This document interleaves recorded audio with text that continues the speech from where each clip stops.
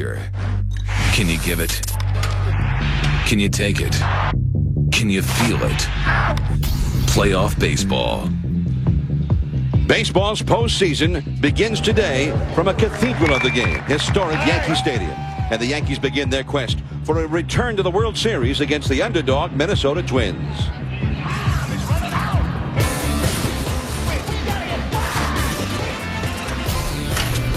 The Twins arrive in New York as baseball's hottest team in the second half. An offense sparked by midseason acquisition Shannon Stewart and the power and skill of Torrey Hunter and Jock Jones. Young Johan Santana makes the start today, backed by LaTroy Hawkins and Eddie Guardado in the bullpen. As always, the Yankees' expectations for the postseason are high. Former Tokyo Giants slugger Hideki Matsui, consistent all-star catcher Jorge Posada, and a healthy Derek Jeter joined powerful Jason Giambi back of starting pitcher Mike Messina. The race for the crown begins in the house that Ruth built now. Pressure. Can you feel it? Playoff baseball.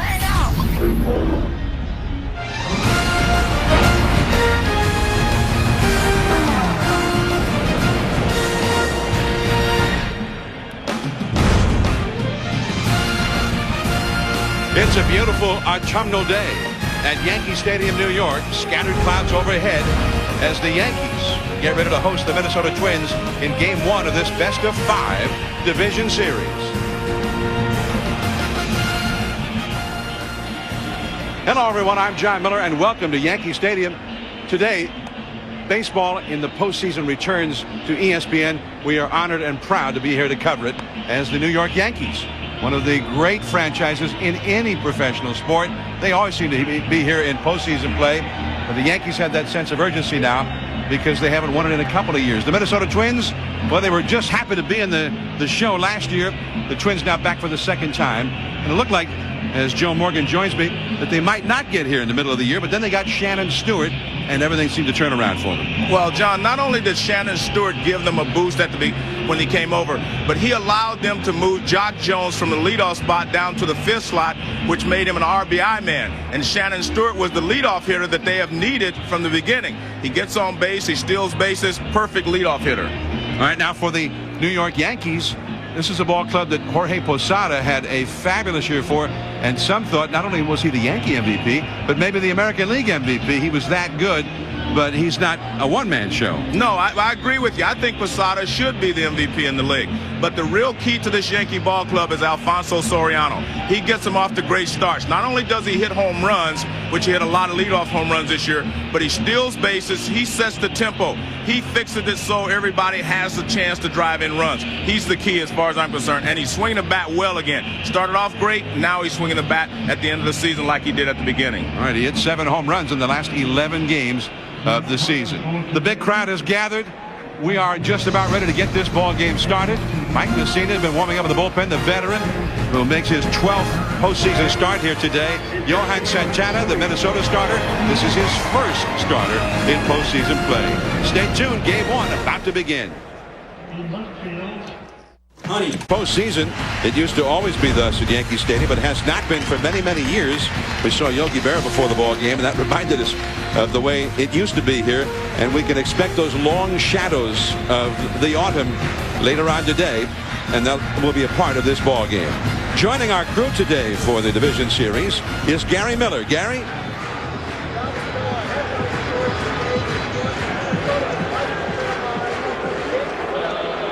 But it screams at you. It's unprecedented in postseason history that a team meets another team that they have swept not only this season but the last 2 seasons running, a 13-game winning streak against them. Look at the numbers, a 3-1 domination in runs scored almost, and even beyond that in the 13-0 of the last 2 years. It's a 10-1 margin, 31-3 in home runs, something Johan Santana, who's never pitched a postseason start, is going to have to try and overcome today in Yankee Stadium, his first appearance here, guys. All right, Gary, and Ron Gardenhire, the manager of the Twins, his second year as the manager, and here they are in the postseason. Again, they've gone to the postseason in each of the years that he has managed this ball club. The former Twins manager, has helped out Gardenhire and the current Twins ball club by scouting the Yankees during the month of September. Here is the Twins batting order now, brought to you by Bristol Myers Squibb. It will be Shannon Stewart in left field, the former Blue Jay. Luis Rivas at second. Doug Mitkiewicz had an excellent year with the bat at first base. Matthew LeCroy, the designated hitter. Jacques Jones in right field, hitting fifth. Torrey Hunter, 100 RBI man in center field. Corey Koski is at third base, hitting seventh. A.J. Pierzynski also had a very fine year with the bat. He's the catcher. And Christian Guzman is at shortstop, batting ninth, all up against the veteran right-hander Mike Mussina, 17-8 during the regular season. Well, Johnny has a 20-win record against the Twins, which is just exciting to me that you have beaten one team that many times. You've beaten them more than any other pitcher has beaten another team. But the key with Mussina, if you're the Twins and you want to attack Mussina, you have to get some runners on base. He doesn't pitch as well out of the stretch as he does from the windup. So that will be the key, and that's why Shannon Stewart becomes so important for the Minnesota Twins. So here is Shannon Stewart. And we are about to begin the 2003 postseason. 8 teams still alive, all with visions of the ultimate prize, the World Series. Mike Mussina to Shannon Stewart. And a called strike on the inside. Ed Montague, longtime veteran umpire, the crew chief behind home plate for this one. Stewart overall hit .307 for the year. There's Ed Montague. He's been in a lot of postseasons himself. One strike the count to Stewart, and that's a ball. John, one of the things that Gary Miller talked about was the fact that Mussina beat the Yankees beat the Twins 7 straight games this year. All of those games were in April, so the Twins are saying, well, we're a different team then. But guess what? The Yankees are a better team now than they were in April also. That is a fair ball down the left field line, and it's into and out of the crowd, so it's an automatic double for Shannon Stewart. Well, one thing that's different about the Twins now versus then is Shannon Stewart, and he has already made his presence felt. And as I mentioned, he's not as good pitching out of the stretch. Fastball that tails in. He went away with a fastball. This one tails in, and I mean, this is a shot down the left field line, and once it hits in the seats, it becomes a ground rule double right there. It is touched by the fans, and it also goes into the stands. But that's, if you're the Twins, that's what you have to do. You have to get some runners on base against Mussina.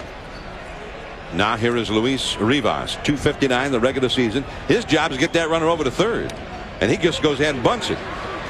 So they're playing for the first run here. Soriano covering, taking the throw from Mussina, and Stewart is over at third now with 1 out.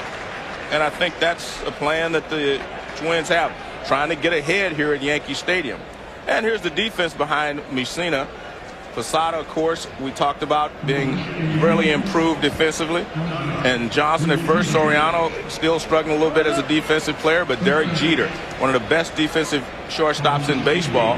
Matsui, very, very good in the outfield. Williams and Rivera throws well, runs well in the outfield. And this is shocking to me that they're going to play the infield in the first inning. We've seen a lot of that lately, John.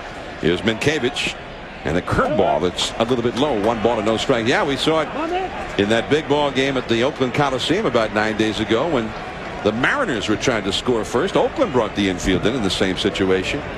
Well, the one thing you do not want to do in a short series, 5-game series, is give one team hope if you can. And if the Twins could jump off to a lead, you know, it would dispel some of the fact that they did lose all their games this year to the Yankees, because this is a whole new series. This is the second season. The Yankees won the first. The Twins are trying to win the second.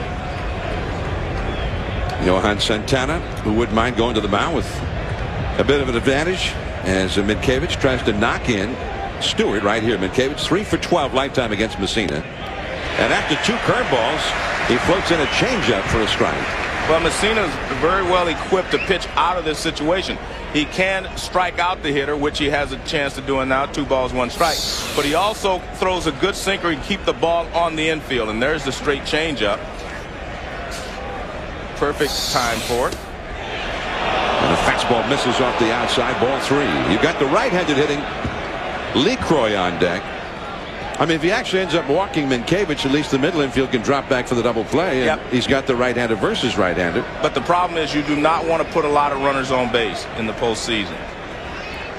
even though you're setting up the double play. You just do not want to have a lot of base runners out there. 3-1.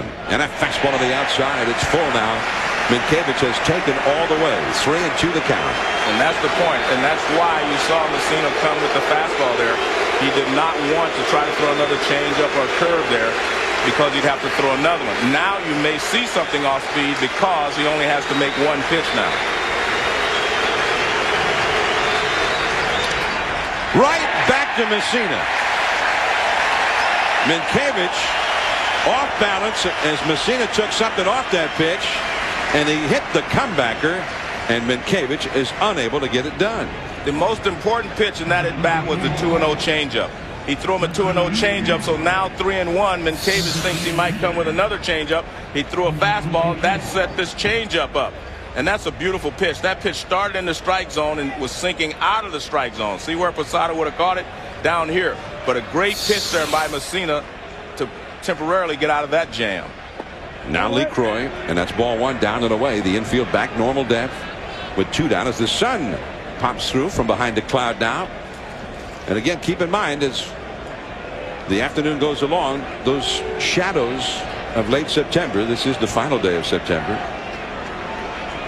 will become significant in this game. Right to the shortstop, Jeter. And the Twins are unable to get that lead. Great job by Messina to pitch his way out of that jam. Now Soriano, Johnson, and Jeter coming up for the Yankees against Santana. Twins nothing. Yankees coming up. There's Joe Torre, Yankee manager, back in the postseason again. They've been in the postseason every year that he has managed the Yankees. Don Zimmer alongside on the right, and Mel Stottlemyre, the pitching coach, to the left. Now the Yankees batting order brought to you by Bristol Myers Squibb. It'll be Soriano at second, then Nick Johnson at first, Jeter at short, Jason Giambi the DH, Jorge Posada the catcher, Bernie Williams in center, Hideki Matsui left field, Aaron Boone, the former Red, in third base, and Juan Rivera in right field batting ninth against the 24-year-old lefty Johan Santana. 12-3 overall, and one of the hottest pitchers in the league down the stretch. Well, he didn't go into the rotation till late in the year, but he pitched really, really well. But the key for him is going to be his fastball. How well he can locate his fastball and stay ahead of the Yankee hitters. If you can get ahead of them, then you can throw them all speed pitches. But if you fall behind, they make you pay. So here is Soriano. First ball swinging, one hop to Koski. And there is one away.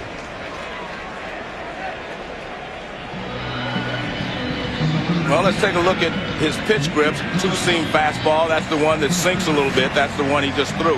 The four-seam fastball is the riding fastball. That's the one you throw the hardest. Then the slider and the circle change.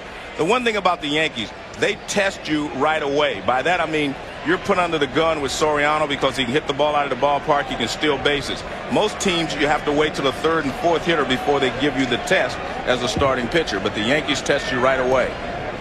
Fastball misses, 1 ball, no strikes. Soriano, very aggressive. Not unusual to see him swing at that first pitch. This guy's another story, though. Johnson very patient up there, a very discerning eye as he fouls one straight back. 1 ball, 1 strike, hitting .284 during the season, but with an on-base average of .422. But what I like about Nick Johnson, John, is he doesn't go up there looking for a walk. He goes up to get a pitch that he can drive, as we saw swinging at the first strike he saw there. But he's very patient in that he doesn't swing at a lot of bad pitches, but he does go up there trying to get a base hit. He's not standing there trying to get a walk. 14 homers, 19 doubles. He spent a great deal of time on the disabled list. He ended up playing in 96 games, but was so successful that finally, with about a month remaining in the season, Torre made it permanent that he play or hit in the second spot against all pitching. On the move is Stewart, and he gets there. You run out of room in a hurry in that left field area when you go toward the foul line. The stands come out real close to the line, the last 90 to 100 feet down the line. Well, it was a good fastball. As I said, with Santana, the key is going to be the fastball. He jammed Nick Johnson, and that's a lot tougher play than it appears on television. I actually thought it was going to drop in when it was first hit because they kind of closed the gaps in the outfield. They give you the lines here at Yankee Stadium because they're so down, the lines are so short. They play they're trying to close these gaps out here, so they play off the lines. both in left and right field. Not Derek Jeter. And he's first ball swinging into the upper deck, foul. Jeter, who ended up third in the league in batting average. And he said he was proud of that because of all of the things that had happened both before the season and then that terrible injury where he separated his shoulder on opening day. He missed 36 consecutive games after that injury, and it took him a while to get his timing back at the plate. He ended up almost winning the batting title. 0-2 the count. Oh, we saw a good play by Stewart in left field. This whole outfield is a very good defensive outfield. And Jock Jones, although he played left field most of the time until Shannon Stewart came, he's really adjusted to right field. So this is a very good defensive outfield anchored by Torrey Hunter. And they're second in the league in fielding percentage. But Torrey Hunter is the class of the league as far as center fielders go. He continues to win Gold Gloves. Although Mike Cameron is very, very good in Seattle. Change up high and outside. 2-2 now to Jeter with Giambi on deck. Santana was unbeaten down the stretch. He won his last 8 decisions consecutively. But this is a whole different sort of a test for him. 24 years old.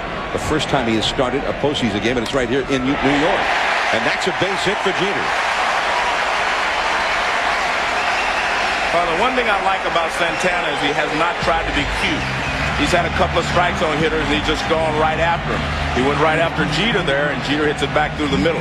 If you try to get cute in your first start in the postseason, a lot of times you find yourself struggling or pitching from behind. Another fastball, not a bad pitch, fastball away. But as you said, Jeter finished third in the league in batting average, and that's what good hitters do. They hit pretty good pitches, and they go right back through the middle. So far, the approach by Santana has been positive for the Twins. But you're still facing an awesome lineup here with the Yankees. And here's the Yankees' big power threat. 41 homers for the year, 4th in the league. Jason Giambi. And he goes after the first pitch, fouling it back. So, I mean, that also must be part of the scouting report on Santana. Well,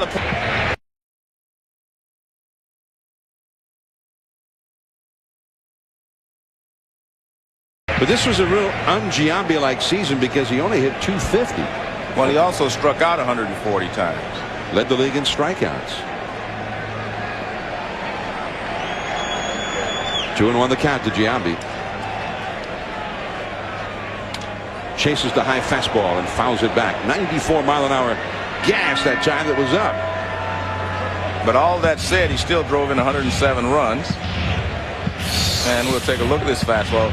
You see him attacking the fastballs a little bit up and out of the zone, but he took the breaking balls that were up there. And I think that's the key. They're looking hard stuff from Santana until you get 2 strikes. That pitch was pretty much out of the zone, but he had a good cut at it. Jorge Posada, the switch hitter, would be next. Jeter at first, 2 down, no score. And Jeter back to the bag. Would Jeter be running right now? What do you think? Well, as you said, he hasn't run that much. And I don't think he'll be running here with Giambi up. But there are 2 outs, 2 strikes. I mean, it's not a bad time. If you're thrown out, Giambi starts off the inning, and he does have a great on-base percentage. What a day in New York. The sun shining on Yankee Stadium as the postseason begins. Jeter not running. Giambi breaks his bat. Rivas from shallow right field throws him out. And that's it. 1 hit, 1 left. We're going to the second inning. Jock Jones, then Torrey Hunter coming up. No score.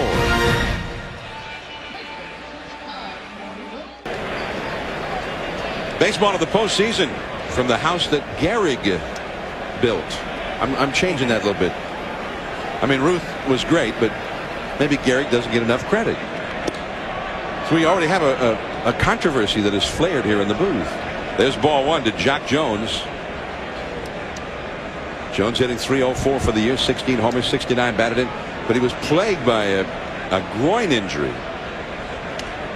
As Messina with a slider in on the hands that time, bounce foul. 1 ball, 1 strike. John, I've done a lot of Yankee games in the postseason. That's because they're always in the postseason. But when I talked to Joe Torre today, he was more relaxed today than I've seen him in the last 4 or 5 years, even when they were winning the championship. He was very relaxed today, which, you know, kind of surprised me. because he's usually just a little bit uptight. He's never, nervous, but he's usually just a little bit more uptight. But today, I mean, there was nothing but relaxation in his voice, in the conversations we had. I mean, I think that he feels like this team has finally arrived. They're playing the best ball they've played all year, and they're ready to make a run. And curveball, strike three.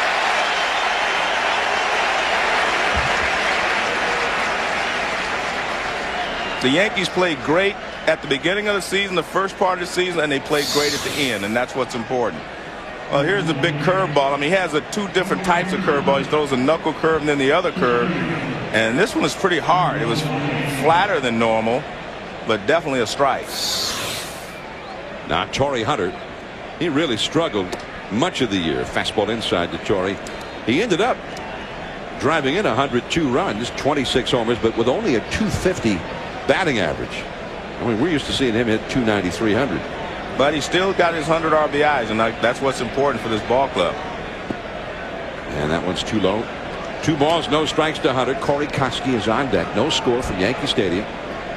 Now, for years, day games, late September into October, the World Series, were the norm here. They always played in the afternoon. And the shadows were so often a big part of the story. But it's been a long time since they played a postseason game in the sunlight here at the big ballpark. But in talking to Torrey, they played a lot of games during the season at 1 o'clock, so everyone's pretty much used to it now. Soriano throws out Torrey Hunter, although we saw Yogi Berra before the game. And the shadows and the low riding sun later in the game are a little more intense this time of year than most of the regular season. But you're right, they played here recently. The Twins haven't played here since April, and they might have a few things to contend with when those shadows start to get long, especially Shannon Stewart in left field. Left field becomes a real tough sun field. Here's Koski, .292 average, 14 homers, 69 batted in, and that is just foul. Ted Barrett, the first base umpire, right there to make the call. 0-1 the count. I asked Yogi about it when we were down at Joe Torre's office, and he said that late in games when the shadows would advance out behind home plate, he'd face some pitcher's great fastball and he couldn't see it. 0-1 the count to Koski. And the changeup is in the dirt. 1 ball and 1 strike. This series will adjourn after this game for a day and then reconvene on Thursday night. We'll be back under the lights on Thursday. And Andy Pettitte, a 21-game winner, will go for the Yankees in that game against Brad Radke, the veteran starter for the Twins. And a pop-up. Jeter into shallow left. And that's the inning. Jorge Posada coming up for the Yankees. Then Bernie Williams and Matsui. No score.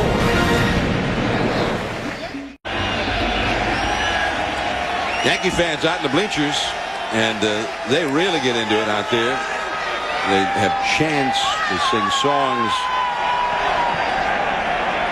The big ballpark in the Bronx, we saw Reggie Jackson before the ball game. He used to call it the big ballpark in the Bronx. Reggie said that, they used to call him Mr. October. He says he still does better in October even now.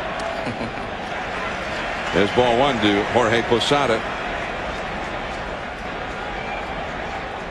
Reggie Jackson, Mr. October, he's commemorated out there in Monument Park. One of the great Yankees from over the years. Posada might have broken his bat on that one, and Rivas throws him out. There is 1 away.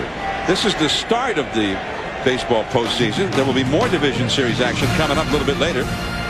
At 4 o'clock Eastern, 1 Pacific on ESPN. It'll be game 1 from beautiful Pacific Ballpark in San Francisco. Barry Bonds and the Giants up against the Florida Marlins. Josh Beckett, the young right-hander for Florida, and Jason Schmidt, a Cy Young candidate, will go for the Giants. Then tonight at 8 Eastern, 5 Pacific on Fox. The Cubs and the Braves, Kerry Wood up against the 21-game winner Russ Ortiz at Turner Field. Atlanta. I mean, there's some real great matchups in this first round of the postseason. And Bernie Williams takes ball 1. I think Bernie's going to be a key for the Yankees during this run if they're, able to advance, because you're used to having a switch hitter hit fourth in this lineup, and he has been the stabilizing guy over the years for this ball club. Kind of an unsung hero, but he was always the guy right in the middle of all the rallies. He was the guy that extended the rallies. He never ended a rally. He was the guy that just continued things going, and being a switch hitter, it made him even more valuable. So I think that they need him to get going, and he's not had the Bernie Williams type season since he came back from the injury. Bernie, a .308 career hitter as he takes strike two coming into this season, but he hit only .263 this year. Well, the injury, in the post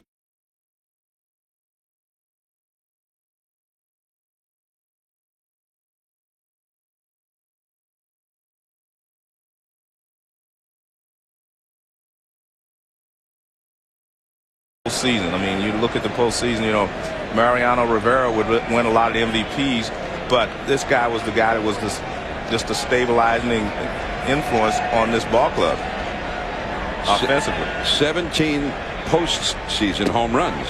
And he takes strike three. Santana got a fastball by him at the knees, and Bernie has a few words with Ed Montague.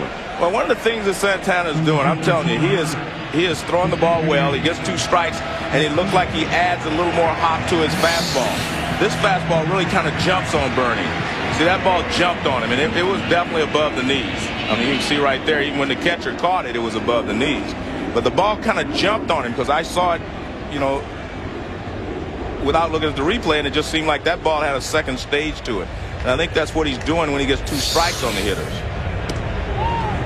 And that's a strike to Matsui. See, he's throwing the ball well, but when he gets 2 strikes, it seems like that ball's got a little extra hop on it. Matsui hit .287 this year, 16 homers, 42 doubles, 106 RBIs, and in his first postseason at bat in Major League Baseball, he gets a base hit. But he's been there before in the playoffs.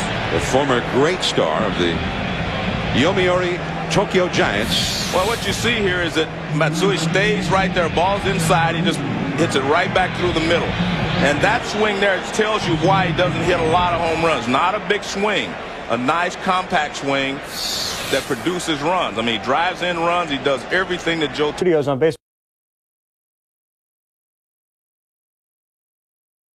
Let's go back to John and Joe at the stadium. Okay, guys, and here's A.J. Pierzynski. He shows bunt to Messina before pulling off, and the pitch is a called strike on the outside. Of all the starters in this lineup against Messina, he's the only one that's had some success. He's hitting .533. He has 8 hits and 15 at bats. The rest of the lineup is 100, under 200 in most cases. So the fact that he's 20-2 is borne out in his career against the Twins when you look at the stats even of this current group of Twins against him. Because you look at it, you say, well, he's won 20 games. A lot of these guys might not have been there. But when you look, I mean, he's dominated these guys that are in the lineup today. The curveball bounce foul. It's 0-2.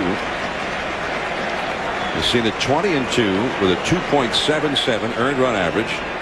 Over the last 50 years, only 2 other pitchers have won 20 of their first 22 decisions against any team. And it was both came against the old New York Mets when they were an expansion team. Juan Marichal and Larry Jackson. Pretty rare to have that kind of dominance against one team for such a long time. Off the outside with a fastball. But I mean, that also kind of tells you maybe why Gardenhire was bunting the second hitter of the game then. Yeah, I mean, he was trying to, I think he was just trying to get on board, get ahead in this ball game. There's another great pitch by Messina. And Soriano throws out Pierzynski. That's the exact pitch that he got out of the first inning with. The changeup that goes down and away. Watch the movement on this pitch. Look at that. I mean, the bottom falls out of it going down and away from Pierzynski. This fastball that he throws down and away, it's a changeup actually, but with fastball rotation, rotating down and away. Here's Christian Guzman now. So Pierzynski gone. Guzman a switch hitter. First ball swinging. Soriano tough play. Now he can't handle it. Well, it was interesting there because it appeared to me that Messina thought he might be able to grab it, but he let it go thinking that Soriano was going to have a better shot at it. I mean, he did start after it. Yeah, I'm still not a fan of that bare hand throw right here. I mean, and watch Messina right there. He stops right there. Maybe he would have had to make a tough play, but I mean, that's just a tough play to make when the ball's going that fast. I mean, I just think that you should glove it and throw to first base. If you get him, you get him. So Guzman is aboard. Guzman had 18 steals to lead the Twins in that category. You get the leadoff man, Shannon Stewart, who's been hot. So let's see if Guzman does any stealing here as the sun disappears behind a cloud. John, what I'm saying on that play is I like for a guy to make it like he's making a double play. Get it and get out of your glove real quick like you're making a double play. That way you're sure you're going to catch it is the point. I mean, that's like giving yourself a 50-50 chance to make the play. And Messina is low with ball one to Stewart. You see Guzman tried some little running action here. Well, what I see is that Messina is going to hold him. Obviously they haven't had a lot of success doing much of anything against Messina or the Yankees. But I think Messina has a good enough awareness of who's running that he can vary his motion and his timing to the plate. He won't hold the ball as long. See right there, he didn't hold it very long at all. And then he'll come another time and hold it a little longer just to change his pattern. Well, you know, Messina's always been one of the toughest right-handers in the league against whom to steal a base. This year, more than a half who attempted to steal with Messina on the mound got thrown out. Well, he has a quick move to first base for one thing, but he varies his delivery time to the plate. See, he held it a little longer then. That looked like it might have been a pitch out too. I think it was, yeah. But he did hold it a little longer, whereas the time before he didn't hold it. He came up, set, and threw the ball very quickly to the plate. Posada threw out 28% of the base runners who ran when he was behind the plate, but Messina, and he didn't always pitch to Posada, but usually with Messina pitching, it was 53% who got thrown out when they attempted to steal. 2-1 the count. And Guzman didn't look like he had much of a lead over there anyway, Joe. It's one of the things I've noticed about guys today that try to steal bases. They do not get big leads anymore. They just try to time the pitcher and get a good break at first. It's not so much about the lead as it is the break. See how quickly he delivers to the plate there? But again, you know, sometimes when you concentrate too much on the hitter, I mean the runner at first base, you forget about the hitter. And now he's falling behind 3-1. And if you're Gardenhire and you want to be aggressive, this is a perfect time to do it. You know Messina's going to be in the area. Well, he's got to be running. There's no chance that he won't be running. There he goes. And that is a foul. Well, after you've sacrificed in the first inning, you feel like, yes, I'm going to make something happen. You're trying to make things happen, and a 3-1 pitch obviously is a good time to steal the base or to run, to put the runner in motion. And if 3-1 was good, you know 3-2 is even better.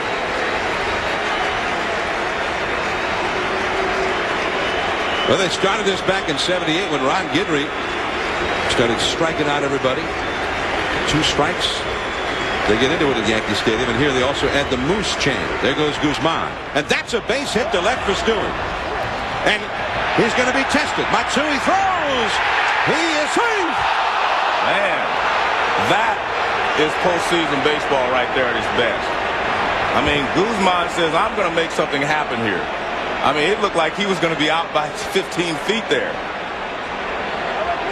Great acceleration by Guzman to get to third base.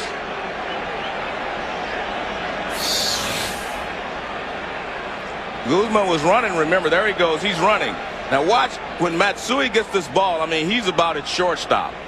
He looks up. I think he surprised him. He comes up. He throws a strike, though. But just the speed of Guzman allows him to get in under the tag. Well, at least that's what the umpire said. Well, you know, he might not have he might have missed the tag. That's into center field. Bernie Williams in very shallow center. And here comes Guzman. The throw is poor, and he scores. You know, this reminds me of the 5th game last year against the Oakland A's. Guzman was the guy that just put on a show. He said, I'm going to run until they tag me out. I mean, that is a Guzman run right there. Great job of base running and just showing speed. The Twins have stolen a run courtesy of Guzman, and Luis Rivas with a little bloop into shallow center really didn't get it done, and yet he got it done. Well, speed helps you, of course, and this ball is pretty shallow. Bernie comes in, gets rid of it quickly, throws a little bit offline towards first base, but I'm not sure he would have gotten Guzman anyway. Minkiewicz back to Messina, who throws him out, but the Twins have eked out a run here on behalf of Santana. 1-0 Minnesota after 2.5. The Yankees have fallen behind in this one. 1-0 Minnesota. Juan Guzman, or rather Christian Guzman. Christian, I beg your pardon. Christian Guzman just took off and wouldn't stop, and it turned it into a run. Well, it actually started with the chopper you hit to Soriano.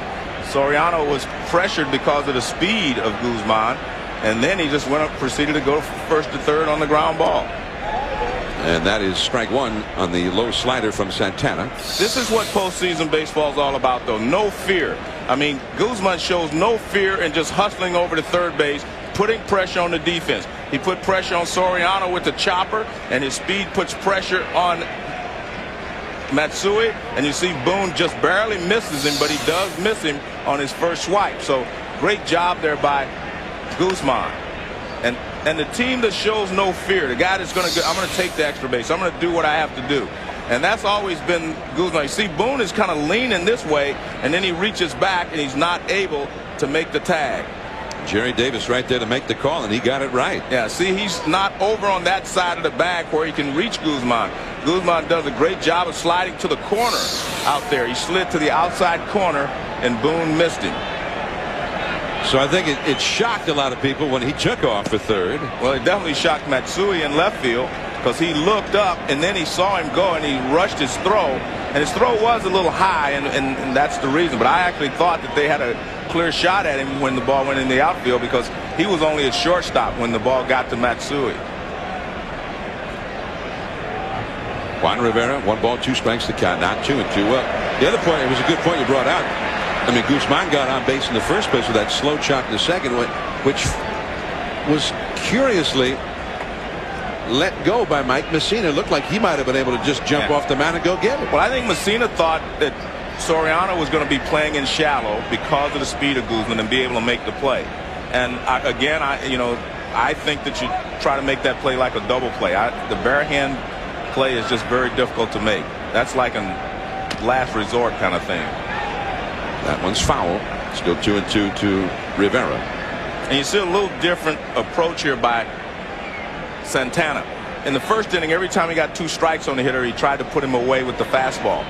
And here he's mixing in some breaking balls. And I think you have to do that the second time through the order to show them a different look, because pretty soon they're just going to sit dead red, and 1 or 2 of them are going to be able to hurt you. So I think he's doing a good job here of changing his pattern here in the third inning a little bit. Andy Pettitte looking on. He'll be the game 2 starter for the Yankees as that ball is driven foul by Rivera. Leadoff man Alfonso Soriano on deck. Nick Johnson to follow him. Thursday night, game 2 here. Here's Soriano.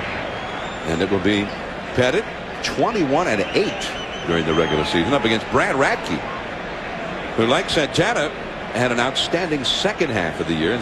It was Radke who beat Oakland last year in game 5 of the division series in Oakland. And that slider was in the dirt. 3 balls and 2 strikes. Well, this is what he didn't want to do in the first inning. Try to get cute, put hitters away, and struggle in the first inning. He went right after everyone with the hard stuff, fastballs, and he was able to get through the first couple of innings.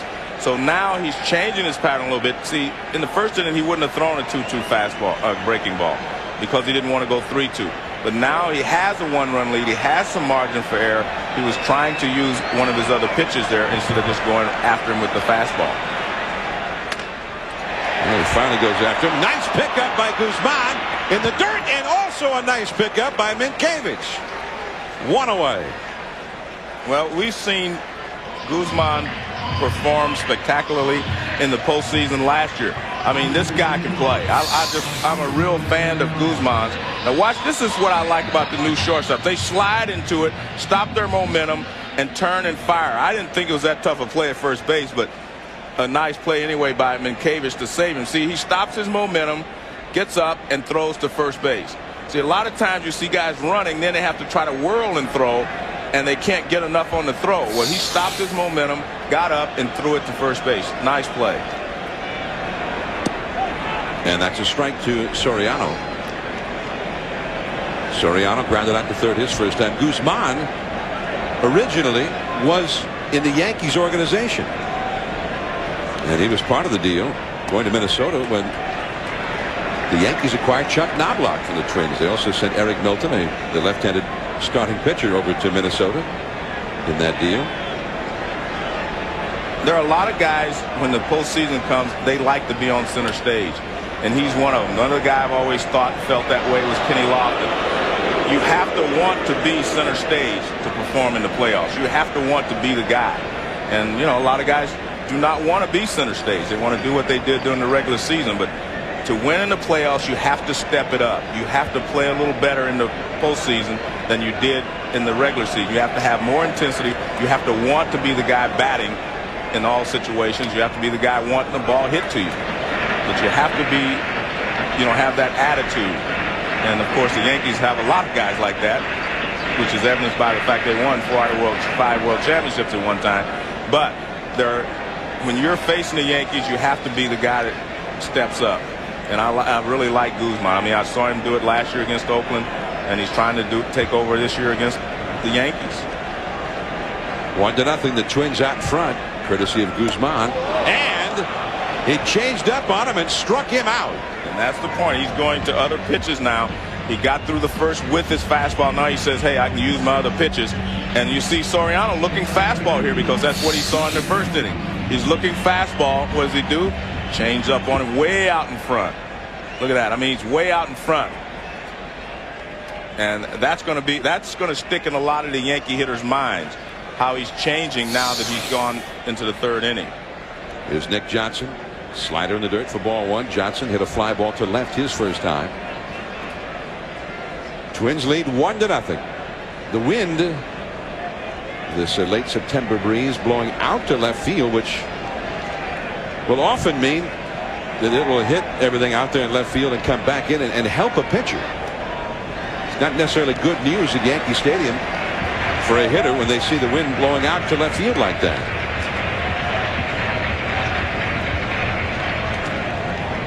2-0 the count to Johnson. Jeter would be next. The sun has disappeared behind a cloud, at least for a moment here. It's trying to break back through. Yogi Berra said in the old days, when they always played World Series games in the daytime here, that the hitters would all pray for cloudiness so that they could see the ball. That's too far in. 3-0 the count.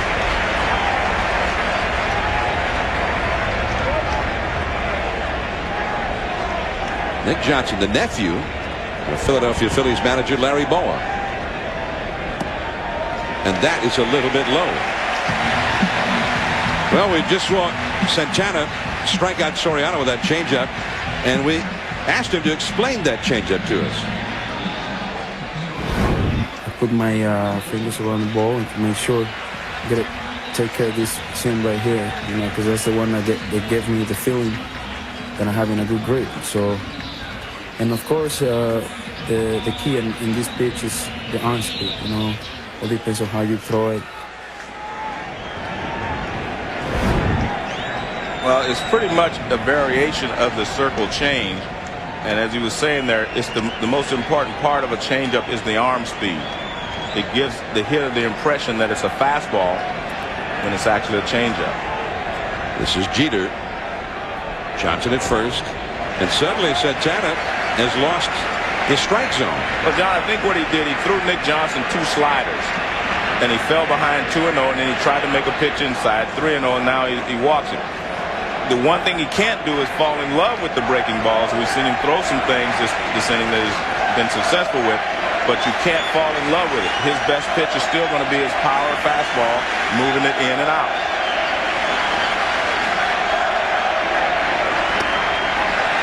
2-0.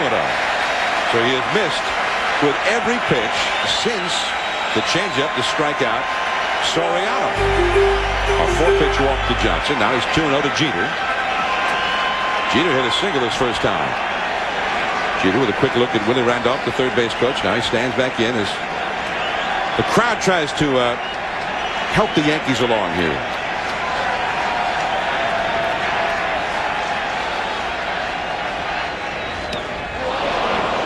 Two and one.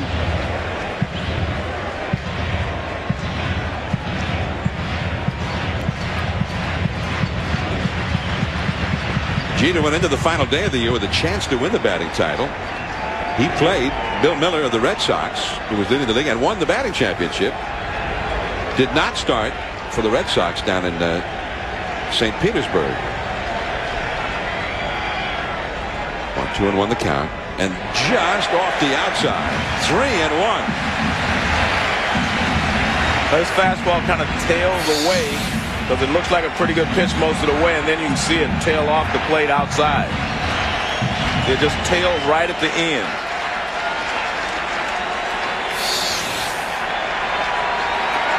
It's 3-1 the count. Jason Giambi lurking on deck.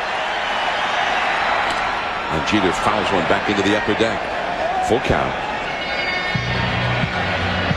Krasinski out alerting all of his teammates that 2 men are gone.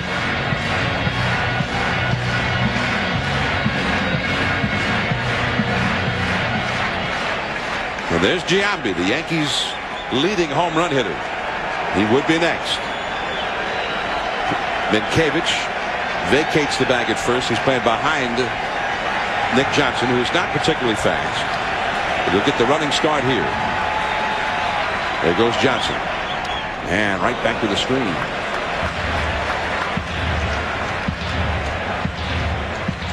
He's getting the ball up to Jeter. I mean, he's thrown 3 fastballs that were up. Jeter's having a pretty good cut at him. It's not one of those 2-strike swings. He's having a real good swing at that high fastball. High stress inning here for Santana. This is his 24th pitch of the inning. Johnson runs from first, and he threw him a slider and walks him.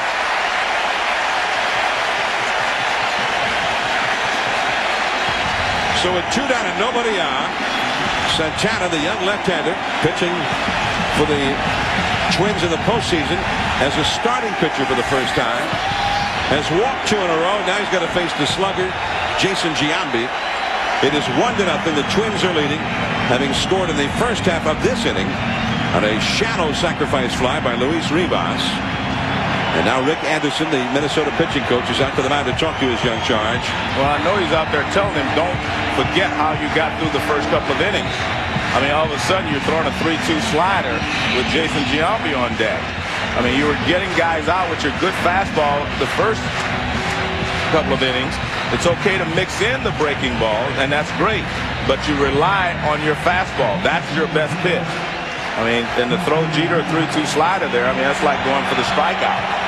And that's okay if you got a runner at third and less than 2 outs. But in that position, you want Jeter to put the ball in play. And you saw that pitch count. 49 pitches thrown by Santana already. They limit him usually to around 100, 105 pitches or so in a game. So here is Giambi. Johnson at second. Jeter at first. 2 down. Came right after him with the high fastball, and Giambi fouls it back into the upper deck. Well, the one thing that you always know that when you're playing the Yankees, they're never going to let you have an easy road. You're going to have to battle all the time. If they're making outs on 1, 2, 3 pitches, pretty soon you're going to see it take 4 or 5 pitches. They're going to adjust to whatever you're doing out there. They will make you work. Yanks with the runner at second for the first time in the game. Oh man, up and in, he really jammed him. And the count is 0-2. And I'm watching Giambi, and he's looked a little bit out of character too, because he's swinging at that high fastball up and in, and that's the pitch that bothers him most. It's hard for him to handle this pitch up and in, but I've seen him swing at it 3 times. And that's a tough pitch. I mean, he's usually a little more patient and make you get the ball out where he can attack it. Those are tough pitches to handle. Those are pitcher's pitches right there. 2 on, 2 out. 1-0 Minnesota. And he struck him out again, going out of the strike zone, and Giambi chased. Santana makes short work of Giambi after struggling through the rest of the inning. LeCroy coming up, 1-0 Twins. Mike Messina back on the hill now for the Yankees.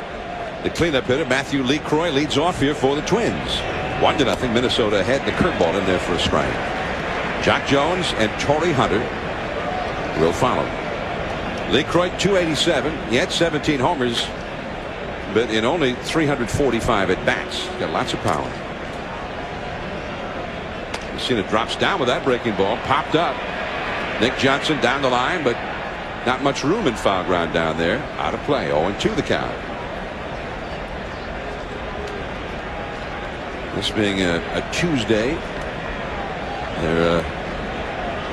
they either get dressed real well to come to Yankee Stadium, Joe, or maybe some guys are taking a long lunch today.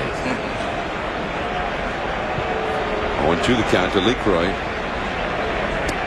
And a fastball off the outside. 1 ball and 2 strikes. Well, this is news. The anchor man, Dan Rather of CBS, here looking on today. That must have been the pass that you left. No, that's George. That's the owner's passes. 1-2 the count to LeCroy. Reach. Is that your final answer? And the Donald. That's a pretty impressive pass list you had today, Joe. All your buddies are here. 1-2 the count. And 2-2 now.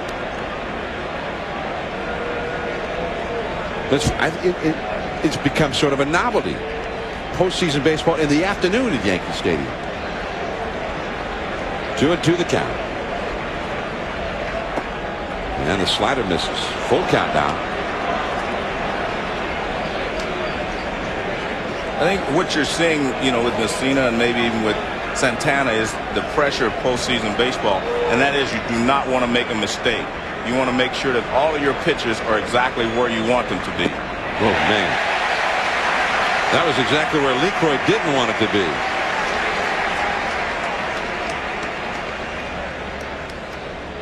Now, when you're in a short 5-game series, one mistake can make a difference. And you can see the ball just disappears there. I mean, this looks like a sinker. It's not really a curveball, but it acted like a curveball. Maybe it was a split because the ball just goes almost straight down.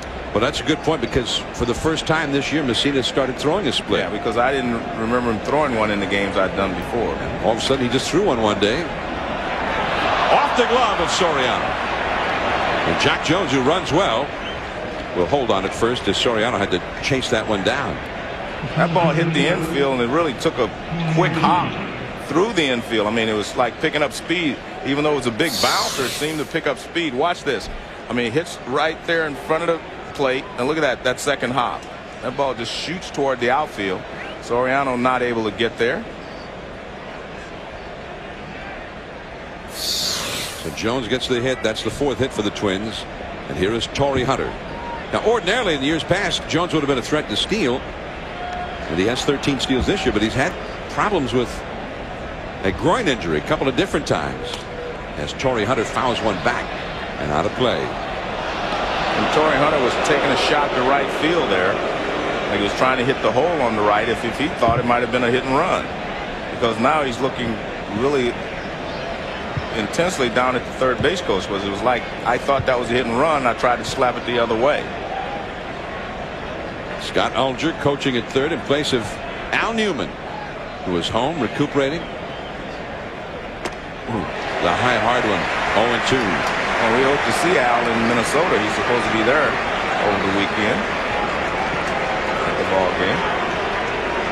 Our manager Ron Gartenhire has traveled the jersey of Al Newman, a former Twins player, longtime coach for the Twins, even a broadcaster at one time. And they keep that jersey of Newman's in the dugout. 0-2 the count. Messina goes in there again. This one fouled off the catcher, Posada. There's Newman's jersey. extremely popular figure in Minnesota. One of the really good guys in the game. Posada gets nailed in the mask. Newman suffered a brain hemorrhage and was hospitalized for several weeks. It occurred while the team was in Chicago. He was in a hospital in Chicago for a long time before recently being able to go home. Ryan tight, 1 ball, 2 strikes. John, last year, you know, when the Twins made the postseason, I think they were just happy to be there. They hadn't won anything for a long time. They weren't expected to do anything. And I think they went into the postseason. We got nothing to lose. Let's go do it. And they did a great job in the first round against Oakland. I think you see a different Minnesota team this year, a different approach. They know they belong here, and they feel like, hey, we're as good as anybody else. We can go out and win. And the great thing is that they won their division the way a champion is supposed to. They went out and won 10 straight games when it really counted. They didn't wait for somebody else to lose. They just went out and took it themselves. So you have to give them a lot of credit for being here. Fastball up and away. Jones was not running. 2-2 the count. And the same thing with the Yankees. The Yankees were great. At the beginning of the season, they looked like maybe the best Yankee team we'd seen in a long, long time. Then they struggled a little bit. But at the end of the season, they were playing great baseball again. And that's where you want it. You want to go into the postseason playing your best ball. And right now, they're the healthiest they've been, and they're playing as well as they played at any time during the year, and that's important. 2-2. And that might have been that splitter you're talking about. 3-2. Like I said, you're trying to make perfect pitches a lot of times. He got ahead of Hunter throwing him 2 high fastballs, but since that time, he's tried to put him away, and he hasn't been able to. It was 0-2 at one time. Now you're at 3-2. Now you put the runner in motion. Jones runs inside. Ball 4. I mean, they tag him, but he's not out because it was ball 4 to Torrey Hunter. Actually, good patience there by Hunter to lay off of that pitch because he had swung at a couple of high fastballs, and with the runner moving, you have a tendency to try to protect him. But you can see this ball running way inside. Posada comes up, throws a strike to second base, but to no avail. But you know the difference between last year and this year. Last year, in that first game of the division series, here they were this young ball club that had grown up together. Now they were in the postseason. And the first 4 or 5 innings of that game in Oakland maybe was the worst performance by any team that's ever been in the postseason. I mean, the Twins just completely disintegrated. And then they put it all together. They came back and they won that game from Oakland. A key victory in that series. But in game 1 this year, a much more mature looking Minnesota ball club already here, especially on the big stage here in New York. Koski the hitter. That's a foul. 0-2 the count. He's one of their RBI men. Koski 292. During the year, you see the shadows beginning to advance toward home plate. Koski popped out to short his first time. He's only had 1 hit in 15 career at-bats against Messina. Jones at second, Hunter at first. Both are fast runners. 1-0 Minnesota. In the dirt. Posada with a good save to keep the double play in order, making the runners hold. 1-2.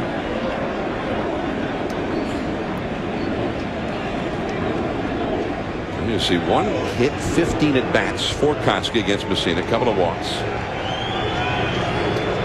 And that's not too unusual in this Minnesota club. I mean, not many of them have ever had any kind of success against Messina. 34-year-old right-hander from Montoursville, Pennsylvania. And the high fastball fouled back and out of play. Messina pitched his first major league game when the Minnesota starter, Johan Santana, was 12 years old. Messina had been in 5 All-Star games. This is his 6th start in the division series. He's had 4 league championship series starts and 2 World Series starts.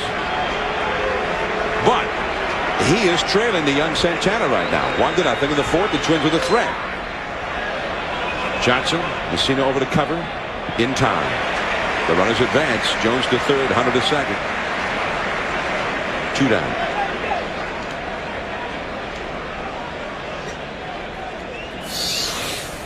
Well, it's that splitter or the sinker from Messina. He gets over very quickly, and he is able to cover, and then he's aware that there's a runner at third. Because he falls off to that side a little bit, it's very easy for him to cover the bag.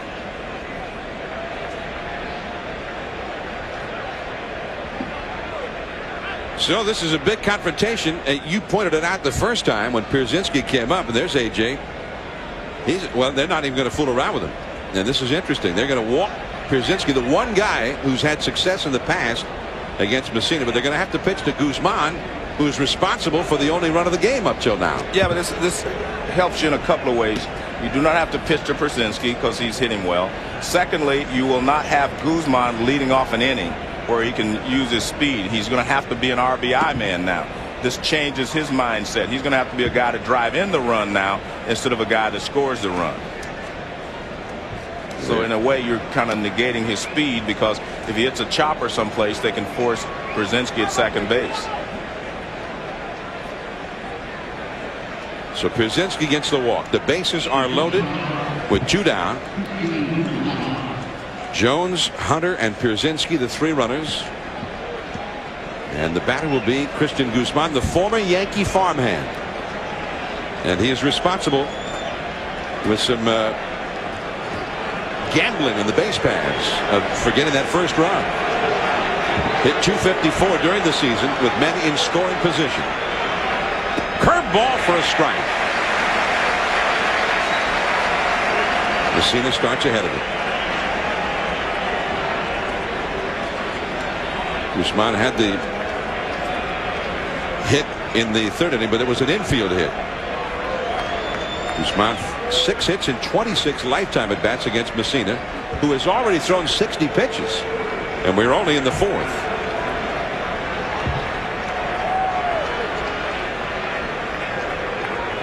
Twins in need of a clutch 2-out hit. Messina trying to prevent that.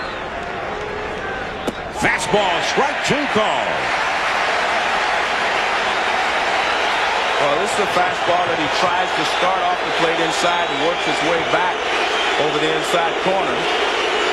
And that's following a curveball, so he gets ahead 0-2. Yankee fans on their feet with the moose call. 3 men on, 2 men out. 0-2 the count. Fastball popped up. Aaron Boone. He has room, and that's the inning. The Twins leave them loaded. 1-0 Minnesota. Posada and Bernie Williams coming up.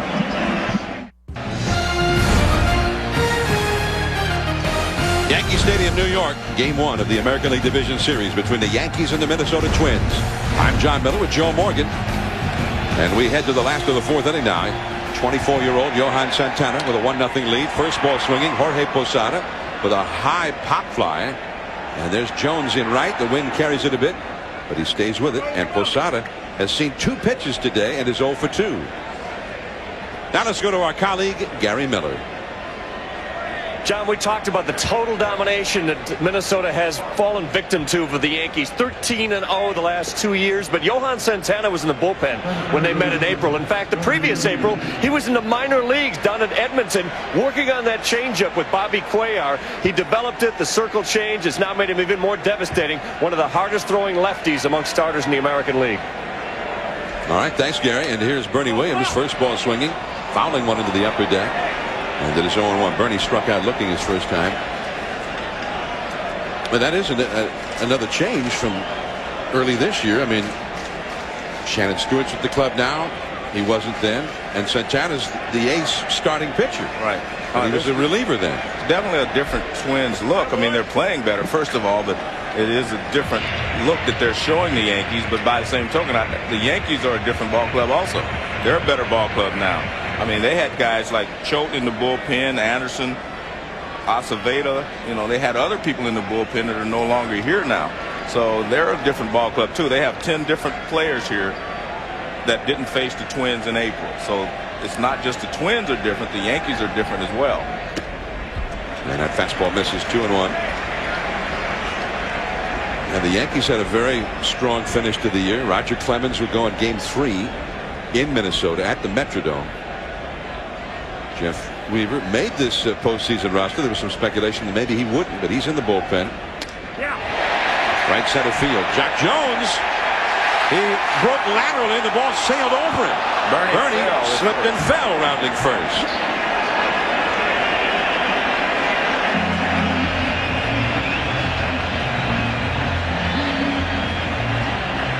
Well, the ball was hit a little harder than Jock Jones thought. And remember, Jock Jones was a left fielder most of his career.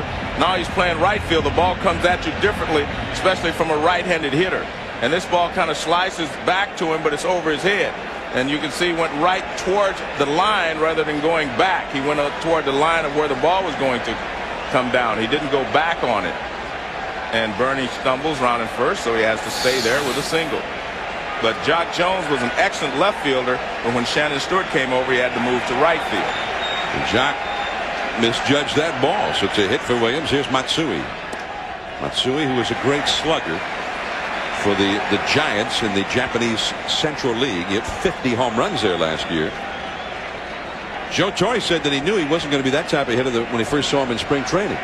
He doesn't really get the barrel out in front. And that's why he's not going to hit a lot of home runs until he starts getting the barrel out in front. He stays back through the middle, left center, right center. This could be two. Rivas backhands it to Guzman, 1 to first, 2 double play. And Matsui, who grounded into 25 double plays in the regular year, it's into his first of the postseason. It was all set up because Bernie failed at first, though. 1-0 Twins. Not sure, Joe, but that's what it looks like from here. Yeah, well, I was trying to see his finger split, and I couldn't tell. Some of them are sinkers, and some of them might be splits. That's what John said. He thought a couple of them were splitters. Yeah, it looks but definitely. A couple of them look just, his fingers are like this and not split, so I can't tell. Yeah. A couple of them look like they're sinkers, but we'll have to get a closer look. Yeah, but he's definitely thrown some splitters. You and Bobby, leave it to me. I'll analyze that stuff from now on. You got it, John. That was a split. Yeah, that was a curveball. Because I don't know. I mean, I'm not going to. Well, I mean, he never used to throw a split. I know, and unless I see his finger split, I can't really tell. Somewhere during the season, somewhere in the middle of the year, all of a sudden he started throwing one. Shannon Stewart has hit a double and a single. He is 2 for 2. His single, a hit-and-run base hit in the third inning with Guzman at first. He singled to left field, and Guzman just kept on running with a huge gamble. And he made third base, even though the ball got there ahead of him, but Boone could not get the tag on him. Now there it is, Joe. There's the splitter. Okay. Well, I mean, that was 84 miles an hour on the radar gun, so it may have been. Maybe they need to show. Let me see his fingers. This will solve all that. Maybe. Well, no, you can't. I can't. That doesn't look like a splitter to me, but I mean, his hands. But it could be. Maybe he holds it a little differently than most guys. 2-2. Fastball missing. Rivas and then Minkiewicz to follow. All right, there's the split in his glove, so you're right there. When he gets up on top, I couldn't see it, so that is a splitter if that's the pitch he's throwing. 2-2 the count to Shannon Stewart. Jammed him. Back to the screen. Still 2 balls, 2 strikes. 1 run, 4 hits for the Twins. No runs, 3 hits for the Yankees. The Twins at the top of their order here against Messina.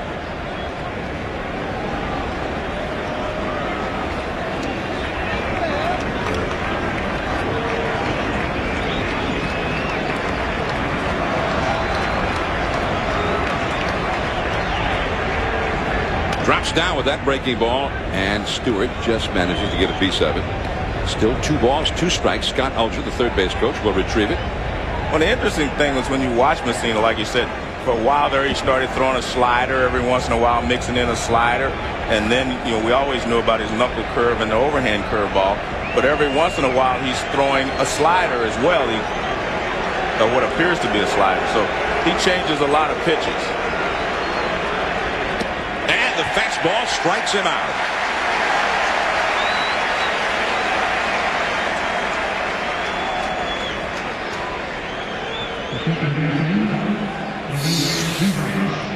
This is a fastball up and away, and Stewart can't catch up with it. He pitched him very well, threw him a couple of pitches down and in, and this one is a up and away. Well, Stewart ends up succumbing, but on the 8th pitch of the battle there. And Messina has now thrown 71. That's number 72, a hanging curveball. 72 pitches thrown already, and he's just with one out here in the 5th inning. As Rivas has had a sacrifice bunt and then a little bloop sacrifice fly for the only run of the game. That one has hit a mile, but foul. Wow. But Joe, you mentioned Messina in that slider. A few years ago when he was still with Baltimore, it just came on in the middle of a game, middle of the season, and he struck a guy out with a slider, and he got back to the dugout. His catcher with Baltimore, Chris Hoyle, said to him, "I didn't know you had that one. Where'd that one come from?" And that was the same way it came on with Posada catching this year with the Yankees with that split finger pitch. Well, and maybe, you know, what Bobby said, maybe he learned it from Roger Clemens. The Rocket, the Rocket doing a little pitching coaching maybe, because he also was the manager here on Sunday, the Yankees final game. Luis Rivas. I think it's easier to coach than it is to manage. I don't know. He's undefeated as a manager. There's Rick Reed up in the Minnesota bullpen. One thing for sure here, the Twins have plenty of arms in the bullpen should they need to go to the bullpen early in the game. They got 3 of their starting pitchers in the bullpen. They're planning to only go with 3 starting pitchers in this series. 2-2 to Rivas. And that's the 3rd. Aaron Boone deep behind the bag. Throws him out. 2 down. Now Minkevich coming up. Rick Reed getting ready in that bullpen. Now Santana had that very difficult 3rd inning. He threw 26, 27 pitches in that inning. And has thrown 59 pitches in the first 4 innings. Well, there seemed to be some concern in the Twins dugout over something, because they were looking at the lineup sheet. But they're concerned over something, whether it's the Yankees that are going to hit this inning or something to do with Santana. And the curveball is in the dirt. Ball 1 to Minkevich, who's hit 2 comebackers to Messina. He is 0 for 2. The Yankees will have 3 right-handed hitters due up in the last half of this inning. Boone, Rivera, and Soriano. Minkevich, who has played most of this year and even last year with a bad wrist. And Matsui takes it, looking up into that fierce glare of the sun on that one. Boone, Rivera, and Soriano coming up. 1-0 Minnesota. Game 1 of the American League Division Series between the Twins and Yankees at Yankee Stadium. Minnesota leading 1-0. They've gotten 4 strong innings from their young left-hander, Johan Santana. But there's something to tell you about. But right now we want to remind you that there will be more action coming up at 4 Eastern, 1 Pacific. ESPN will take you out to Pacific Ballpark in San Francisco. Barry Bonds and the Giants up against the Florida Marlins. Felipe Alou, the Giants manager, Jack McKeon, the Florida manager, Josh Beckett, Jason Schmidt. Then at 8 o'clock tonight, 5 Pacific on Fox, it's the Cubs and the Braves from Atlanta. Kerry Wood versus Russ Ortiz in that one. But something unforeseen. Santana, the exciting young left-hander who led the Twins staff down the stretch, has left the game. We have no information yet as to why he had to leave the game. Rick Reed, the 39-year-old right-hander, has come on in relief. And let's go down to our colleague now, Gary Miller. John, I'm out by the Twins bullpen, and Santana's been pitching brilliantly, but his right leg has started to cramp, and that facilitated the need to bring Rick Reed into the game. A major story. He was shutting them down. They haven't even led this team since April. Well, it was interesting because when Rick Reed was announced, the Yankee fans cheered. They were glad to see Santana leave. But the real question is, what will it do, to the rest of the series? Well, Santana was likely going to come back in Game 4 on Sunday with the 1 extra day, 2 days of rest in this series before Game 3. the game 1 starter can come back in game 4 on full rest. And that was the plan. There is J.C. Romero now up in the Minnesota bullpen. So Reed comes on, 39-year-old right-handed, been in the rotation most of the year for the Twins, although he was only 6-12. They took him out about 3 weeks ago. And Eric Milton came back from the disabled list. Now Reed got 3 right-handed hitters in a row here, and maybe that's all he's going to face. Yeah, because after that they have Nick Johnson, of course, and Jason Giambi. So I guess they're thinking that they're going to try to use their bullpen to finish this ball game. Maybe 3 hitters here from Reed, then bring in Romero and see where it goes from there. Reed pitched in the 2000 World Series, the Subway Series, for the New York Mets. So here he is to face Aaron Boone, then Juan Rivera, and the leadoff man Alfonso Soriano. And quite a different style from what they were seeing from Santana. Reed is more of a finesser, and he has outstanding control when he's right, but he missed with that curveball.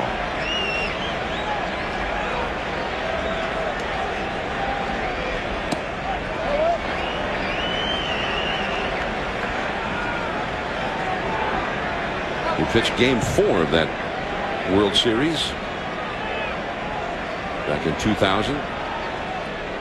And that's a ball outside. 2 balls and a strike now to Boone. Rick Reed, who grew up in West Virginia. He was a great fan of the Cincinnati Reds as a kid, and he wanted to be a catcher because of Johnny Bench. Guzman throws out Boone, and Boone is 0 for 2 in the game. 1 down.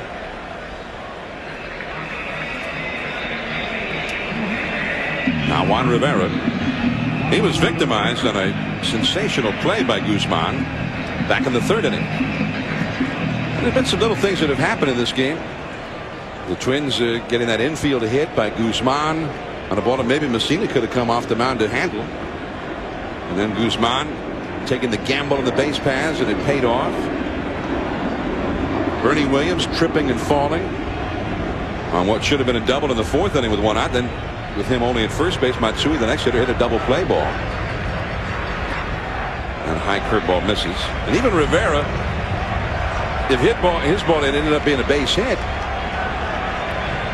that Guzman turned into a fine play. That was leading off the 3rd inning with the top of the order coming up. That could have changed a lot of things in that inning. They ended up getting 2 men on later in the inning as it was. In the postseason, most of the time, a lot of little things will add up to a big thing. And the big thing now is that the Twins are leading, in the bottom of the 5th inning. And if you're the team that's trailing 1-0, you really do not even get concerned until you get to the 6th inning. I think that's when you start to realize we're running out of outs. Rivera fouls one back and out of play. But 2 balls and a strike. Very rarely is someone going to win a game 1-0. Although now it's not up to Santana to do that.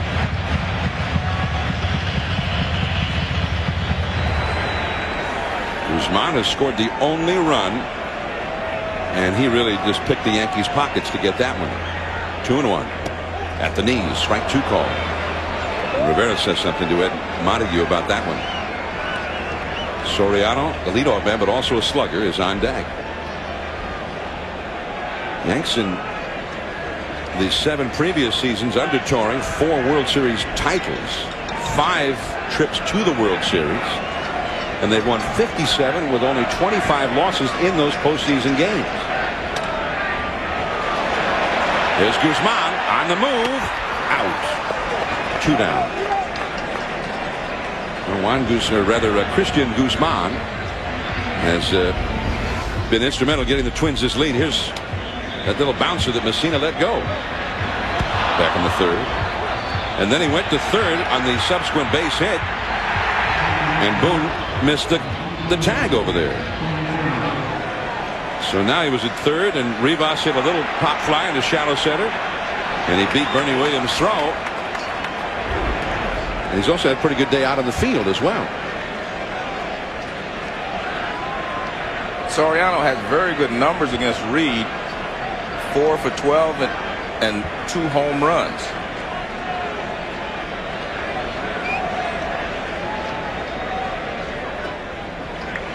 1 ball, no strikes to Soriano, who's grounded out and struck out.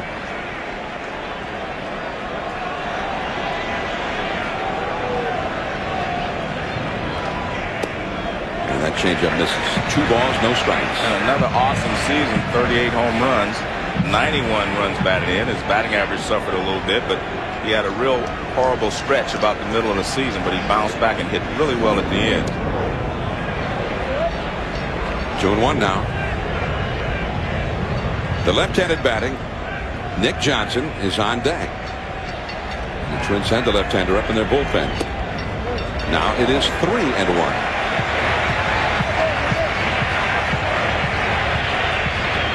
Looking at the last couple of weeks, 9 homers in the last 14 games for Soriano. Into right center, base hit. That's into the alleyway, and it rolls through. Soriano to second, and he will pull up there. And Joe Torre says Soriano's at his best when he hits the ball to left center, right center, because he can hit the ball out of the ballpark in any direction. And this is a 3-2 pitch that he doesn't try to pull. He just lines it into right center field. And the Yankees have the tying run at second base.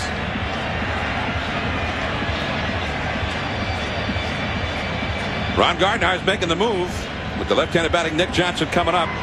J.C. Romero, the left-hander, is coming in. Fastball is pretty much in the middle of the plate, but he takes it to right center. And as soon as he hits it, he knows it's in the gap. And he sprints out there. If there was 1 out or no outs, he may have tried to get a triple out of this, but with 2 outs, stops at second. J.C. Romero coming in from the Twins bullpen. A runner in scoring position, 2 down, 1-0 Twins. We'll be back. All right, guys. Now, ordinarily the Twins would have Romero in the bullpen, a lefty, and of course their closer Guardado, who was only used if they're ahead and it's the 9th inning. But because they're only going with 3 starters, or at least that was the plan in this series, Eric Milton and Kenny Rogers, a couple of lefty starters, are also in that bullpen right now. But the other part of it, John, they're going to have tomorrow off. So if you use the entire bullpen, it really doesn't matter, because you're only playing 1 game on Thursday, then you have the next day off. So I think this really helps the Twins bullpen if they have to use it a lot. Here is Romero. The fastball in too tight to Johnson, who is flying out to left and walked. Romero, who had a tremendous year last year, not nearly as good this year.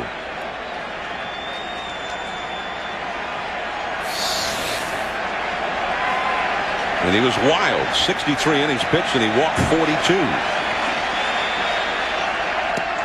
Just missing inside. We got the right-handed batter Jeter on deck.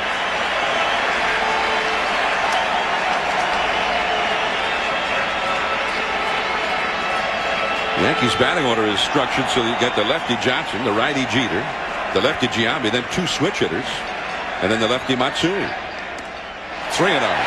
Well, one thing, if you're looking at the Yankees lineup, they're really not platooning a lot. I mean, you may be platooning Rivera in right field, but talking to Joe Torre, he said the guy can play both ways. He can play against lefties and righties, and that's not a concern. So you're really not doing a lot to this lineup when you bring in a left-hander or a right-hander. I mean, they handle both well. There goes Soriano, and he makes it.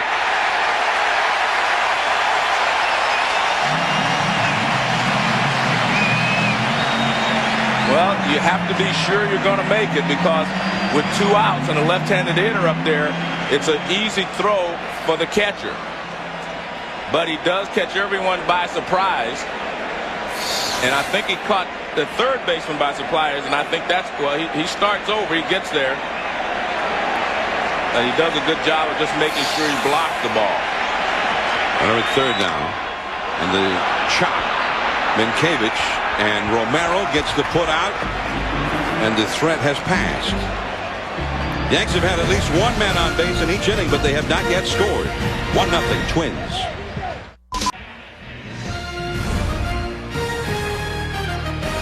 ESPN's presentation of the 2003 MLB Division Series, brought to you by Hampton Inn. We love having you here. Messina has thrown 78 pitches these first 5 innings, and he is behind 1-0. So he throws a first pitch strike to the cleanup hitter, Matthew LeCroy. Jock Jones and Torrey Hunter will follow for the Twins here in the 6th inning. LeCroy has grounded to short and struck out against Messina. Off the outside. 1 ball, 1 strike. The Twins with 4 hits. The Yankees with 4 hits.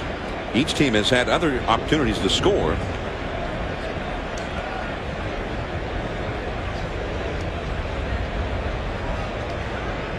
A curveball is hit. Fair. Then off the box seat railing. Matsui in to pick it up, and he will hold LeCroy to 1 base, even though he actually did not at first pick it up.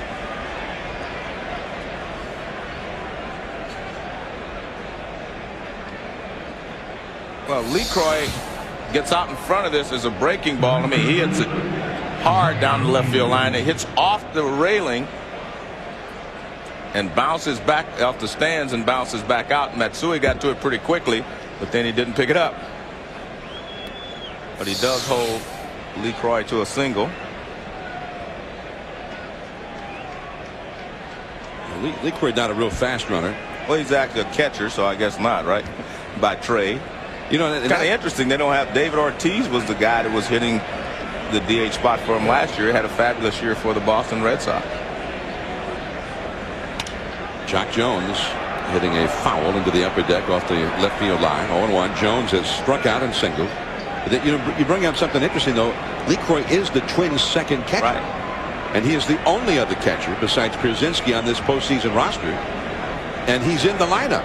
So if Pierzynski got hurt somehow, you know, God forbid, then LeCroy would have to go in to catch, and the pitcher would have to start hitting. Fastball inside. Yeah, you lose the DH if he has to go and play position. So that's a risk that they feel they have to take. The other thing is, and we asked Ron Gardner about this, is what if you're down by a run late in the game and you need to pinch run for LeCroy? I mean, he's your other catcher. And Boone does not have room to go get that one. 1 ball and 2 strikes. But he said that they would definitely put the runner in for him and then just take their chances if that situation came about. The emergency catcher, or in this case the third catcher, is Denny Hocking, the utility player, the veteran. And the shadows continue to advance upon home plate. Yankee Stadium, postseason in the autumn. And Jones strikes out. Tried to check, couldn't do it. Now let's go down to Gary Miller.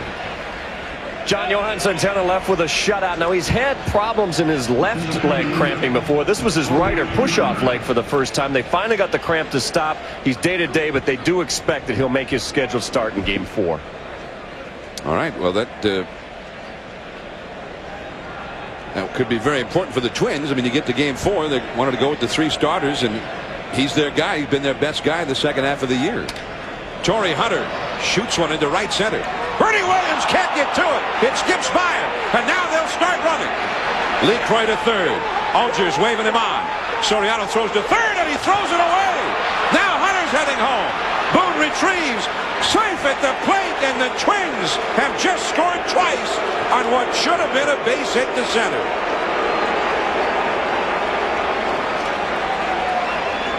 "3-0 Minnesota. A stunning turn of events as the reliable veteran of postseason play, Bernie Williams, lets one get by him. Well, I don't know why you pinch run for LeCroy. He scored from first. I mean, this was a line drive into center field, and I thought it was going to be a single. Let's see what happens. Good hitting there by Torrey Hunter. He lines it into center field. The ball looks like it skips right there. It skips past him. Bernie thought he was going to get a good hop, and the ball just kind of skidded and got past him in the outfield. And then Soriano comes up, and instead of throwing home, he thought he had a shot at third base, and you can see he didn't have a shot because Hunter was there, and the ball bounces off the wall, and the heads up Hunter gets up and scores. Not a good sequence by the Yankees. Now Koski into left field, and Matsui, that one goes by him. Koski will go to second.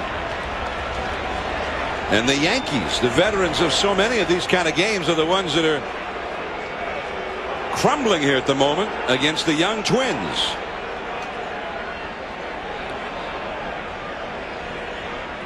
By the way, Hunter got credit for a triple and an RBI. Only error on that play was charged to Soriano. They're going the other way, which is smart by the Twins. And Matsui gets there, but he's not able to make the catch. So he gets there with the ball in the air, but he's not able to make the catch. Hits off his glove and bounces behind him for a double. So 2 runs are in. And now a runner at second, only 1 out, as Pierzynski takes a curveball too low. Pierzynski has grounded out to second, and he's been walked intentionally. Well, now this is considerably different. Yeah. From 1-0, now suddenly 3-0. Big difference. And threatening to get more on the Twins.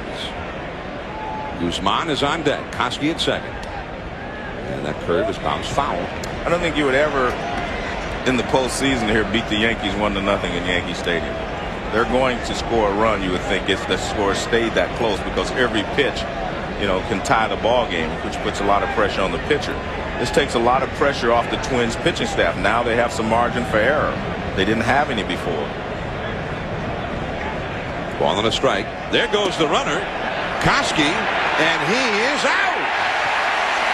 I don't think I've seen as many guys steal third base with a left-handed hitter up there as I have, this season. I see it a lot.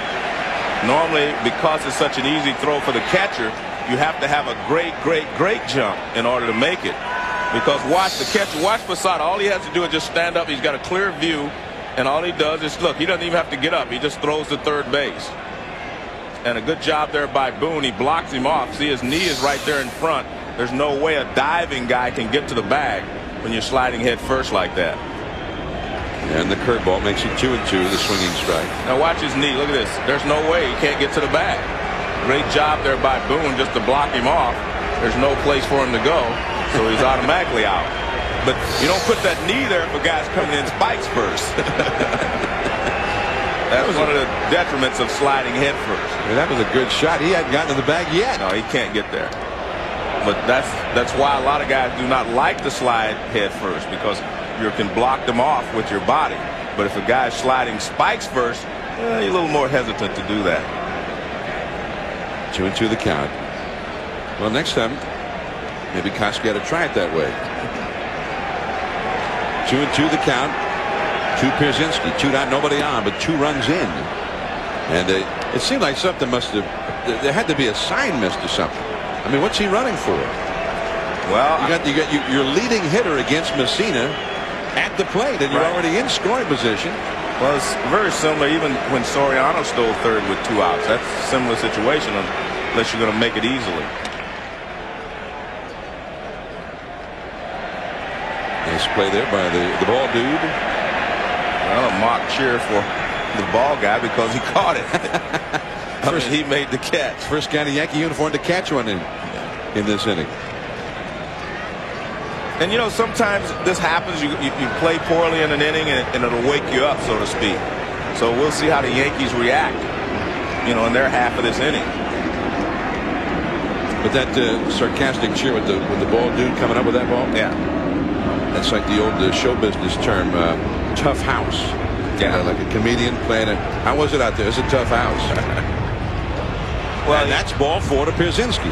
Well, as you said, Pierzynski is the one guy in the lineup that had success against Messina, so he doesn't want to do anything to let him hurt him here.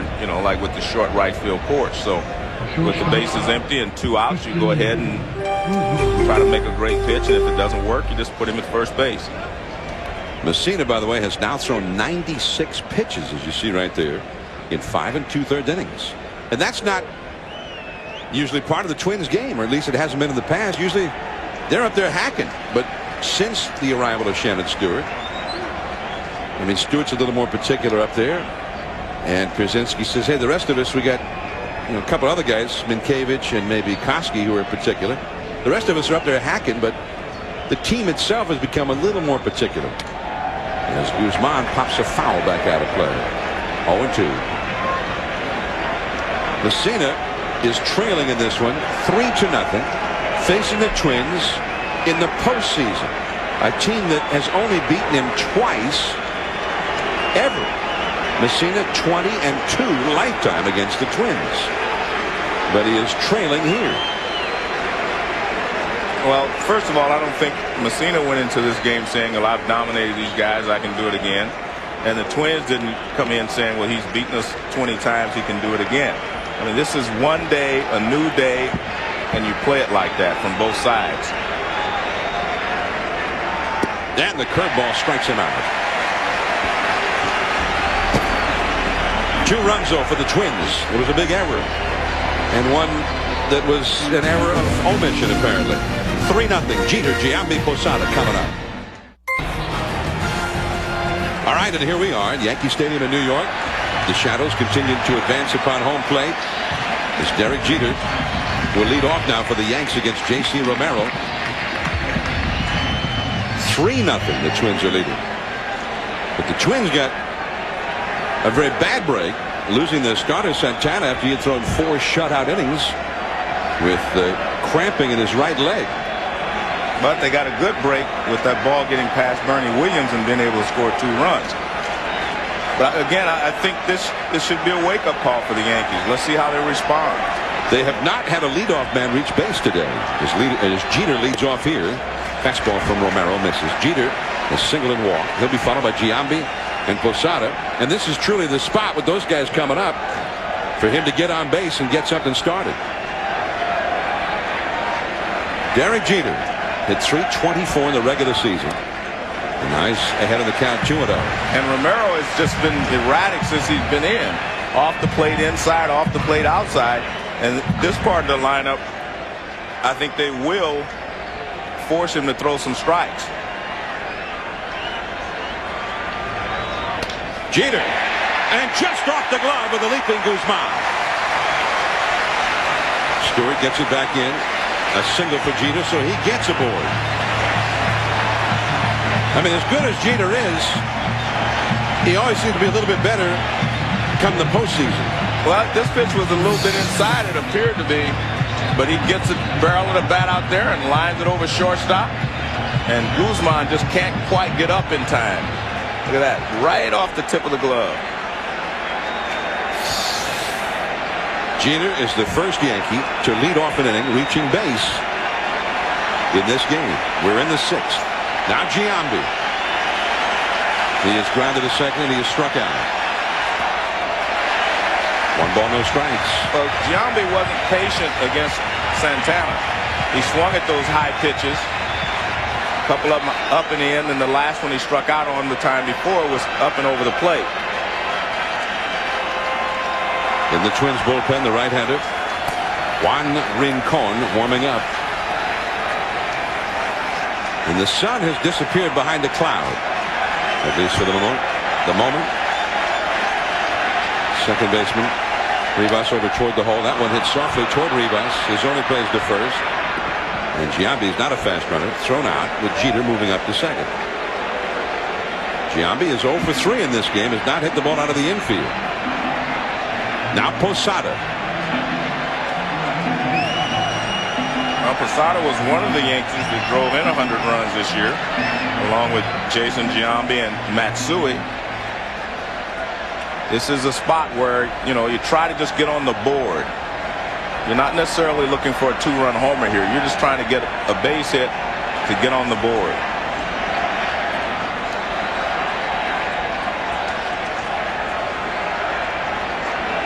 Now the catcher Pierzynski out to the mound, and he's signaled for Guzman, the shortstop, to join them at the mound. Pierzynski, Guzman, and Romero all chatting at the mound there for a moment. With Jeter at second, 1 out, and Posada coming up. Posada hit 30 home runs this year, which tied Yogi Berra's team record for catchers.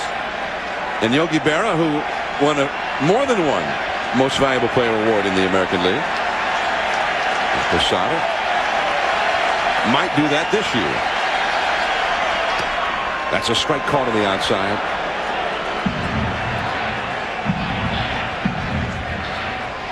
It's Yogi. And 1962 world champion Yankees. Team picture displayed here at Yankee Stadium. Jeter at second, 1 out. In the dirt with that breaking ball, or changeup maybe. 1 ball, 1 strike.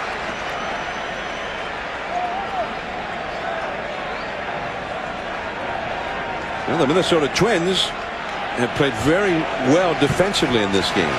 The Yankees has been a different story. The Twins have pressed the action, and it's paid off.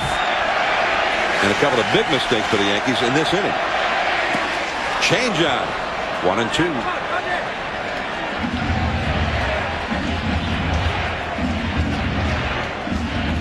Well, because Romero has such a live fastball, the changeup is very effective. You see that ball tails away a little bit from Posada, as well as gets him off balance with the speed.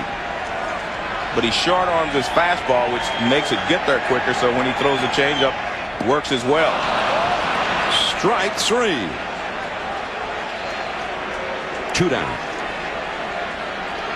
His off-speed pitches are always going to be effective because he's quick. His motion is quick, and he short arms the ball, so you can't find it as easily as you'd like. And Posada again way out in front. Well, a moment ago, the sun was gone. Now it's shining brightly in the big ballpark again. A runner at second. Bernie Williams to try to get Jeter home, and that's a strike called to Bernie, who has been called out on strikes and is single. Bernie had that ball go beyond him. What looked like a single by Hunter turned into a triple in the first half of this inning.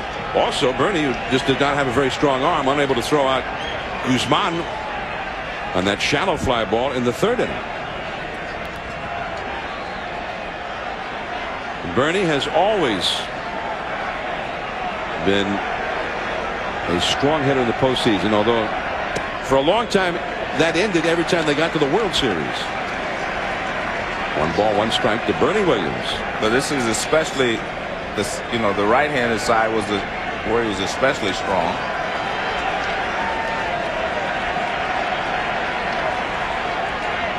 Change up in the dirt. 2-1. Matsui, a left-handed hitter, is on deck.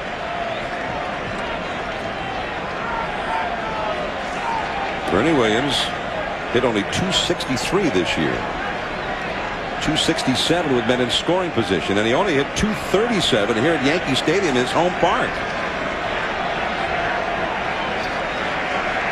And he was hurt. He spent a good deal of time on the disabled list. Missed more than 40 games this year. Yanks are down 3-0. Runner at second. To the shortstop. Guzman with the nice hop. Takes his time. And the inning is over. That's the 10th ground ball the Twins infield has handled today. Top of the 7th, top of the order. 3-0 Twins. Behind the left field wall, where the numbers of former Yankee greats that have been retired are recognized.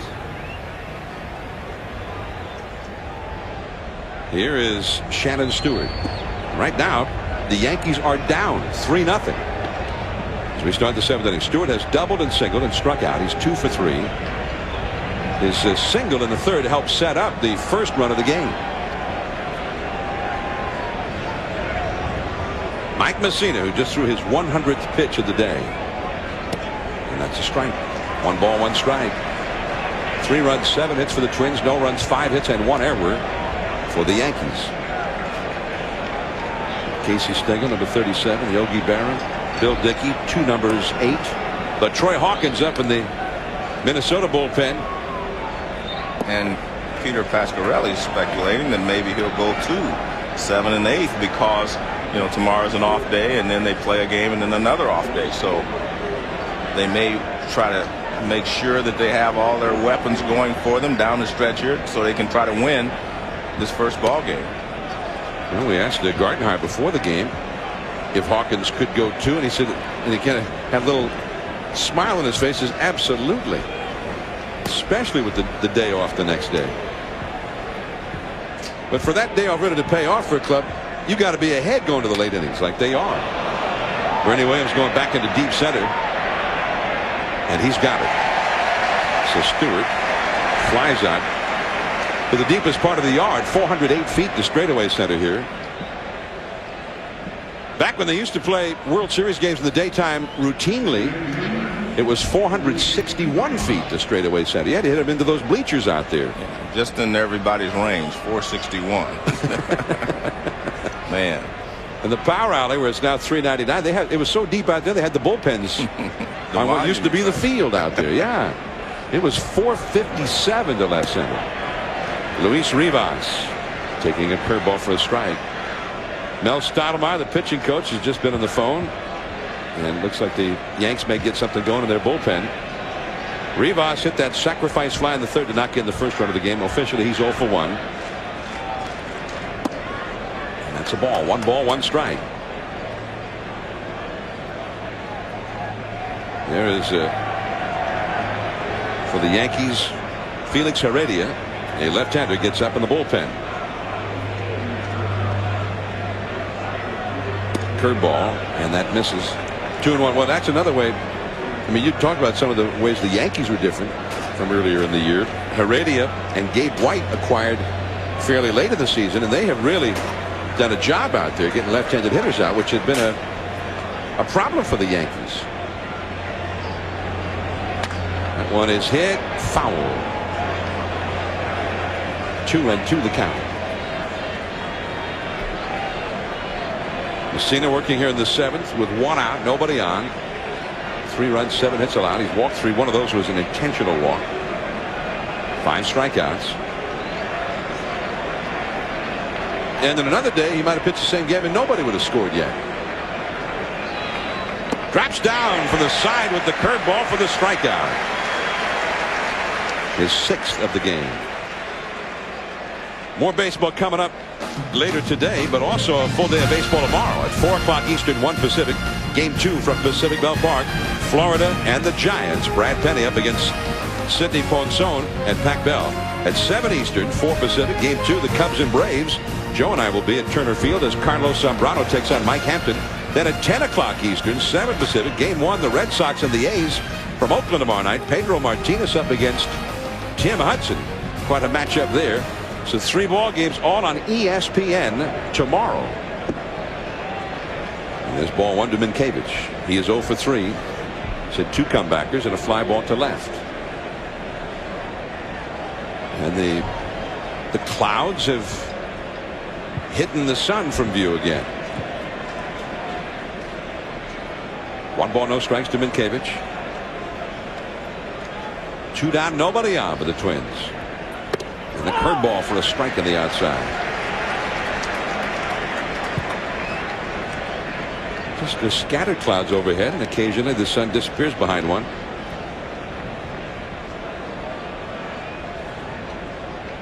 And the sun now reappears. Shadows have advanced right to home plate now. To shortstop, Jeter. And that is out number 3. So one of Messina's best innings of the game comes here in the 7th. Matsui coming up. The Yanks are down 3-0. And we are at Yankee Stadium, game 1 of this American League Division Series, and the Minnesota Twins, who would figure to be a heavy underdog in this series. They are leading game 1 3-0 as we go to the last half of the 7th inning. Christian Guzman got them started early, and then the Yankees have had some problems on the field.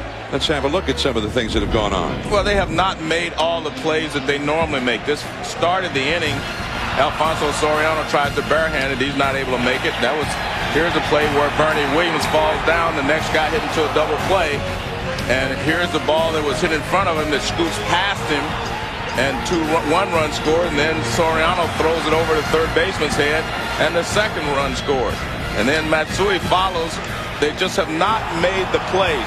All of them weren't errors. Actually, only 1 error with Soriano overthrowing third. But they're plays that the Yankee players usually make. And I'm really kind of surprised that they have not been able to make those plays in today's ball game, because I came into this ball game expecting to see, the Yankees playing great like they had been in the past, because they're all healthy and they all feel good and they ended on a good note. But right now they're just not playing as well as they're capable. The Twins, who have not yet beaten Joe Torre's Yankees, since Ron Gardenhire became manager before last year. Twins 0-6 last year, 0-7 this year. But those 7 meetings this year were all back in April. But the great thing, John, if you're the Yankees, Yogi Berra is here. It's never over until it's over. So they have 3 more innings. They got 9 outs with which to work, and they'll have to do something with those 9 outs. Well, you know, in postseason play, if you give away an extra 90 feet, an extra base here and there, or if a team can take an extra base, that can turn a whole game around. The Twins have had 8 extra bases either because of Yankee miscues or just aggressiveness on the bases, or both. Yeah, you're right. I mean, everything is magnified in postseason, especially here when you have a short 5-game series. If it was a 7-game series, you have time to overcome just about anything. But in a short 5-game series, that first game is very, very important.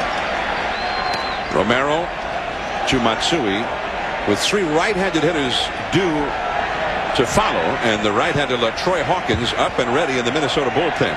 Perhaps this will be the final man that Romero will face. And ball 1 ball, 1 strike. Matsui has singled to center, and he's grounded into an inning-ending double play. There's Hawkins, number 32, the big right-hander. And it looks like he's ready, John. He's ready.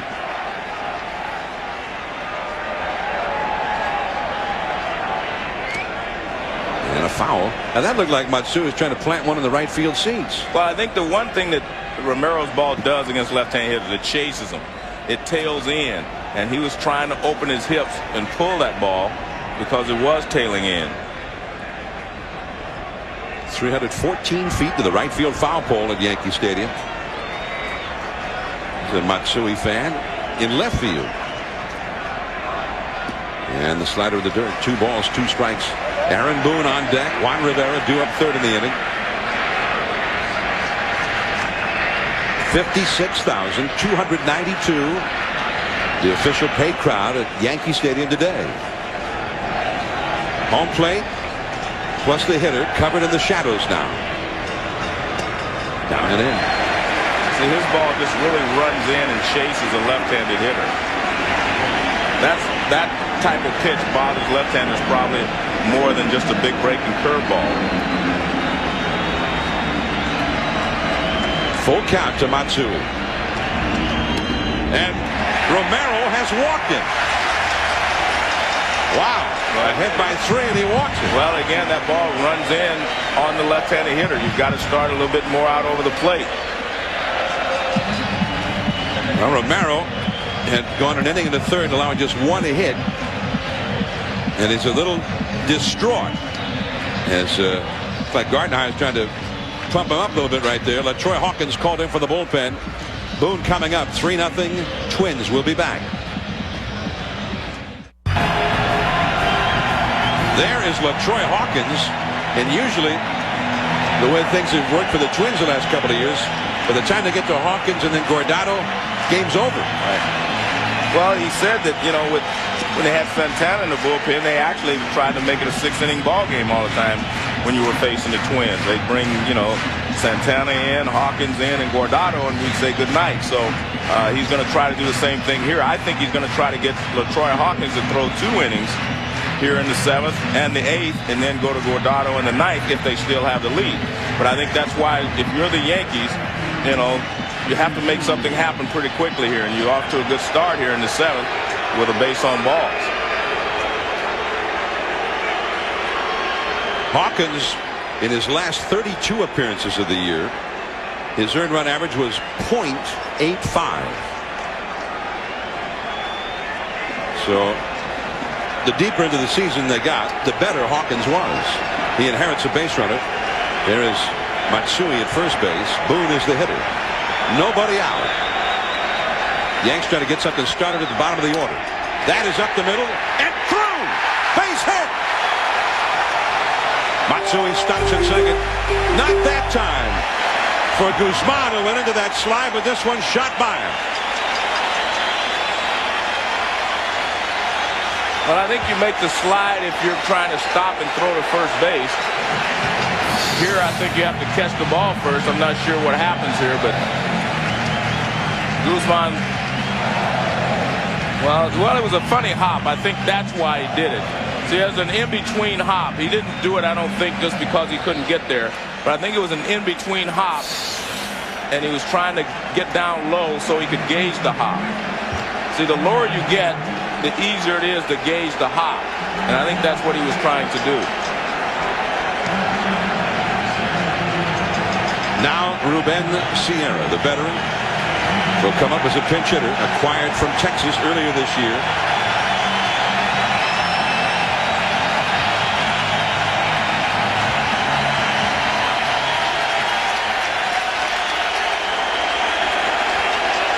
Sierra 3 hits in 6 at-bats against LaTroy Hawkins.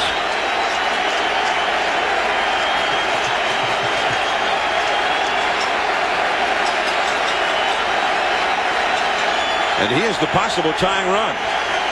And the big crowd, many of them have risen to their feet here. So Yankee Stadium has come alive. 2 men on, nobody out. And ball 1.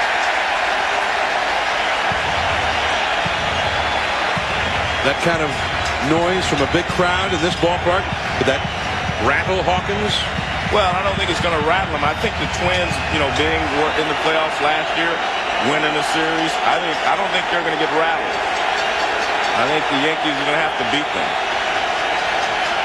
1 ball, no strikes. Back to Hawkins. He took his time, got 1 there, but knocked the second out. It took an extra beat there before he made the throw to second. Matsui over to third, Sierra safe at first. Well, I think he was a little bit off balance when he did catch the ball.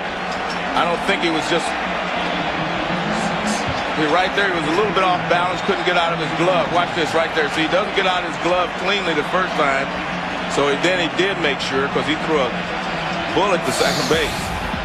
But he couldn't get out of his glove the first time.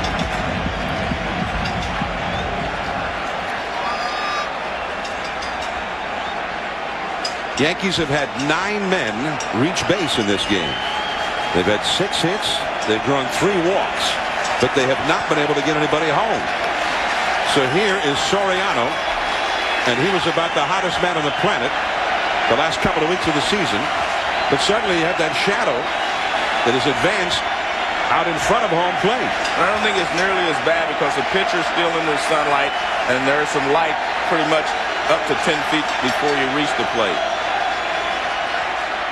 Fastball, a strike. Well, he got the high strike there, but if you look at, this is Soriano's game right now. I mean, in that this guy's been swinging the bat so well, and he's the guy that you want up there in this situation right now. He hit a double into right center his last time. He's 1 for 3 in the game. But he's got to make sure he gets the runner in from third. That's the important run right now, just to get on the board, get something started. 3-0 Minnesota. The Yankees with their best opportunity to score right here.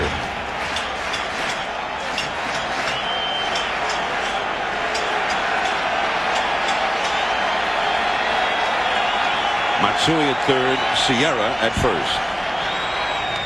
On the fists with the fastball. Nice pitch there by Hawkins. High fastball, up and in. You see that plate is off. The ball is off the plate inside. Guzman at short, Rivas at second, double play depth. Now you're talking about the importance of at least getting that runner home from third here. Soriano does strike out a lot. Yeah, but if you get the runner home, I mean, it's only the 7th inning. You do not have to get them all back here in the 7th inning. Tried to put him away with the high hard one, but he laid off. 2-2. You just have to get yourself back into the game here in the 7th inning and maybe put a little pressure on the bullpen of the Twins. So, I mean, even a slow ground ball could do the Yankees a world of good here. You want to get a runner home. That's the main thing. You want to get something started here. Nick Johnson, a left-handed hitter on deck. 1 out. Runners at first and third. He struck him out.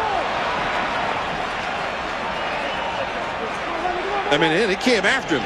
Fastball after fastball. Well, I think maybe, the shadows may have bothered him there because, I mean, this is a fastball in the middle of the plate. See that? The other ones were tough pitches, up and in, up and away. This ball's pretty much right there, and Soriano swings through it. So that tells you maybe there is the shadows may have bothered him a little bit there. He made 2 good pitches with fastballs up, but this fastball here was pretty much in the middle of the plate. It wasn't too high. You know, right there it's in the shadow, and all of a sudden he couldn't handle it. You know. 2 down. Here's Johnson. 0 for 2 with a walk. Fastball misses. The Yankees have not been able to get that big hit today. They are now 0 for 6 as a team with runners in scoring position. Yankees hit only .263 as a team all year with runners in scoring position. 1 ball, no strikes, and a pop-up foul. I mean, it's not a big mystery about what Hawkins is doing to these guys right now. I mean, he's pumping fastballs in there. And the interesting thing when you watch Hawkins pitch, he's got that smooth, easy delivery, and it doesn't look like he's exerting a lot of energy to throw the ball hard. And when that happens, the fastball kind of sneaks up on him. He's got a real live arm, slow motion, and then the ball is he just pops the ball. Matsui the runner at third, Sierra at first, 2 down. Oh, the high fastball at 97. And now there's 1 and 2. Well, like you say, if you're Nick Johnson, you say hold it right here because the sun is down. I mean, the sun is gone behind a cloud, and right now it'd be the best time to see a pitch if you're Nick Johnson. If only he could start over with the sun being gone here. But it's already 2 strikes. 1 ball, 2 strikes. But it's better. He's going to get 1 pitch where he may be able to see it. Sun has fallen behind the cloud, as you can tell. And he just swung at that pitch a moment ago. No, it definitely tells you that he could see that one better because he was able to lay off of it. But unfortunately for him, here comes the sun again. Jeff Nelson up in the Yankee bullpen, perhaps getting ready to come on in the 8th. 3-0 Twins. The Yankees had 2 men on and nobody out to start this inning. Now 2 on, 2 out. Sun's back out. And a foul. Right back beneath us. 2 balls, 2 strikes. The Yankees have had base runners in every inning. But they have only gotten their leadoff man on base 2 times. And that's came in each of the last 2 innings. 3-0 Minnesota. The battle continues between LaTroy Hawkins and Nick Johnson. 2-2 the count. Jeter would be next. And another pop foul. Well, he's given him quite a battle here. Yeah, he's doing a good job of fighting these pitches off. But Nick Johnson does that pretty well. I mean, he doesn't overswing when he gets 2 strikes. Johnson, who just turned 25 11 days ago.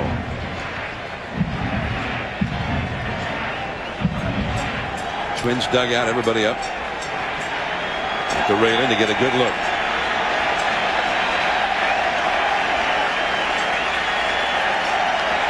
2-2. They'll try it again. This is the 7th pitch of this sequence.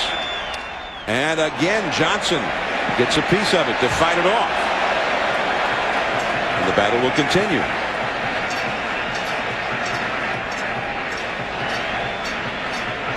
This is one of the reasons why Johnson has such a high on-base average. .422 on-base average, even though he hit .284, which is why Torrey has installed him permanently as the number 2 hitter against both lefties and righties.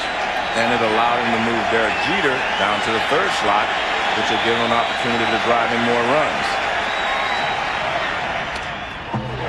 Wow. Well, he changed up on him, and you can see the good job by Nick Johnson. He was completely fooled by the pitch, but he just swung late and hit it foul. And he shot it right over to all those Twins who are huddled up along the railing in the visiting dugout here.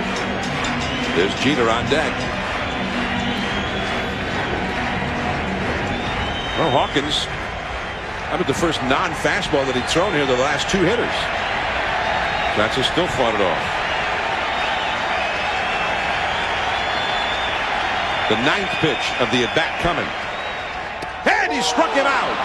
High fastball. And so it goes for the Yankees on this day, at least so far.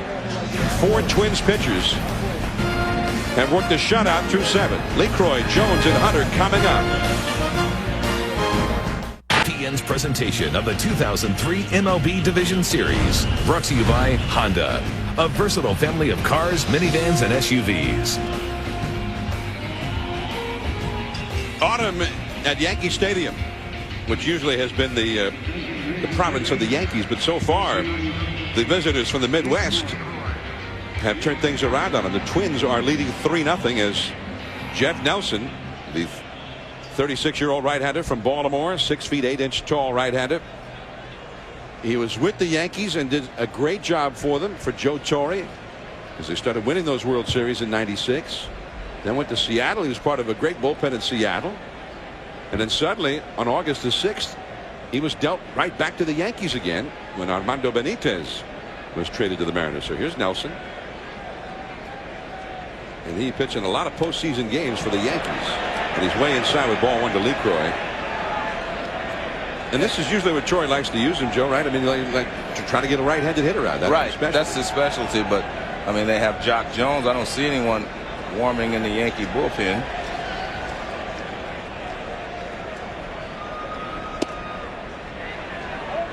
And that's a ball, 2-0.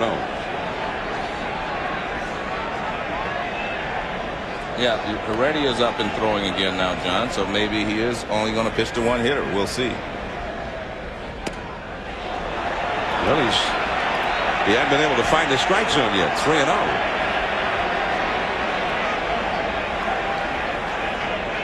Three runs, 7 hits for the Twins. No runs, 6 hits, 1 error for the Yankees. Jock Jones, you saw there, on deck. That's 3-1. David Wells could be the 4th game starter if there is a 4th game, but could be a 5th game starter. Torre's not saying yet right now. One thing Torre said before the game to us was whoever would pitch the 4th or 5th game, he kind of wanted to get a gauge on. You got the right-hander Messina who pitched today. The left-hander Pettit will pitch Thursday. He wanted to see how they did against the Twins. Yeah, you want to see how the Twins match up. And last year, the Twins were very vulnerable against left-handed pitching. And I think he wants to see how Pettit handles them in game 2 and compare that with the way that Messina handled them here in game 1. And then I guess he'll decide from that point. The thing is, with that extra day off, Messina could pitch game 4 on full rest. But Wells could be available as well. Not time taken. Posada will go out and talk to Nelson before this 3-2 pitch to LeCroy. LeCroy got a base hit in the 6th inning that started that 2-run rally that extended the Twins' lead. Brad Radke will go in game 2 for the Twins. And there he is. And he really came on big the last couple of months of the season. He had struggled horribly up till then. 3-2 the count. And that sinker is a little bit low. LeCroy is aboard. Now let's go to the studio. Here's Carl Ravitch. John, thank you. Reminder, Benito Santiago and the Giants taking on the Marlins. If the Yankee game is not over, you'll be able to see the first pitch of this one coming up on ESPN2 at 4:07. First pitch. All right, Carl. And here is Joe Torre. He's got Heredia ready in the bullpen. He takes the ball from Jeff Nelson. Fans are not happy with Nelson. So Heredia comes on to face the left-handed batting Jock Jones. Torre Hunter behind him. 3-0 Twins. Warming up. That game will be seen on ESPN2 at about 4:07 first pitch. We're now back at Yankee Stadium with a new pitcher. All right, Carl. Here is Felix Heredia, the slender left-hander, 6 feet tall, who started the year with the Cincinnati Reds and came to the Yankees. We were talking to Torre before the game, and Chris Hammond, the left-hander in the Yankee bullpen, has been with him all year. Torre says actually he most often gets right-handed hitters out more effectively than he does the lefties. But Heredia and Gabe White, both acquired in the trade with the Cincinnati Reds, have done a very fine job getting lefties out for him. So he has filled the need. Lee Croy, the runner at first, and here is the left-handed batting, Jock Jones at the plate. Jock is 1 for 3 in the game.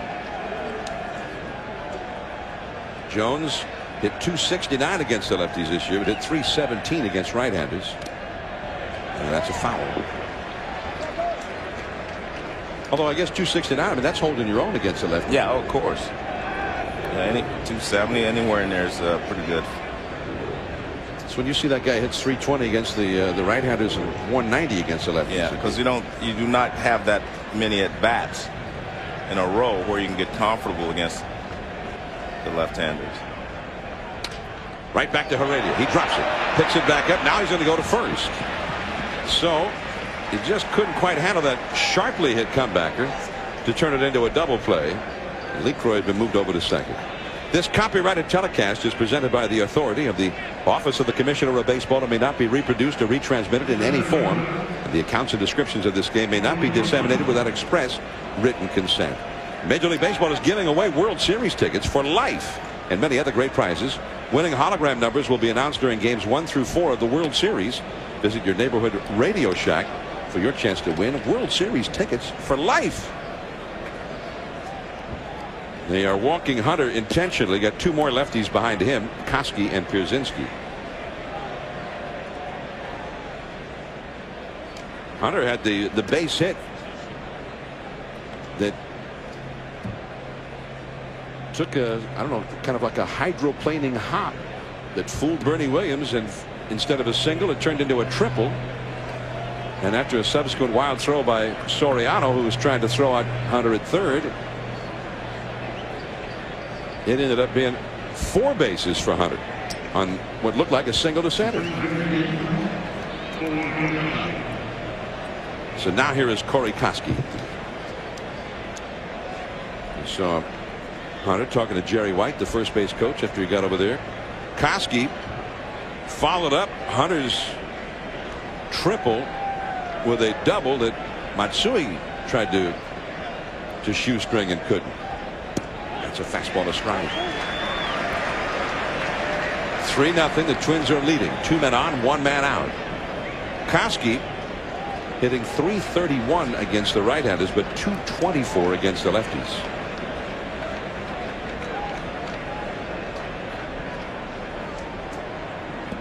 And that breaking ball, a swing and a miss. The ball ended up in the dirt. Strike 2. And Heredia can be very tough on left-handers because he kind of slings the ball. He doesn't have a fluid motion where you can just pick the ball up out of his release. I mean, he kind of slings the ball, and those are the toughest left-handers, I think, to hit because you can't pick up the spin until late. He helped the Florida Marlins win the 1997 World Series against Cleveland. Pitched real well in that World Series. And that's a ball. He got into 4 games and pitched 5 1/3 innings, gave up no runs and only 2 hits in that World Series.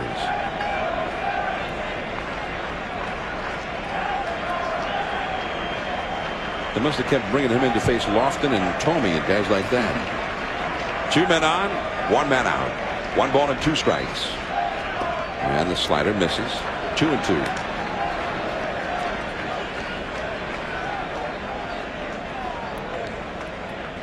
A.J. Pierzynski, another lefty, is on deck.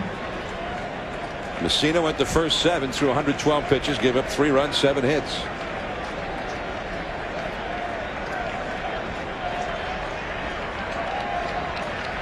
Lee Croy at second, Hunter at first. And that's a foul. Tap off to the right. Still 2-2. LaTroy Hawkins, who got into all kinds of trouble, he inherited a base runner. The first man he faced got a base hit, Aaron Boone. He had 2 men on and nobody out in the last of the 7th and got through it. He struck out both Soriano and Johnson. Some great pitching in the clutch there by LaTroy Hawkins. And the Yankees will test him again in the last half of this inning. They got big hitters coming up. And Koski battling it out here with Heredia. 2 balls, 2 strikes. Jeter, Giambi, and Posada are the first 3 Yankees due in the last half of this inning.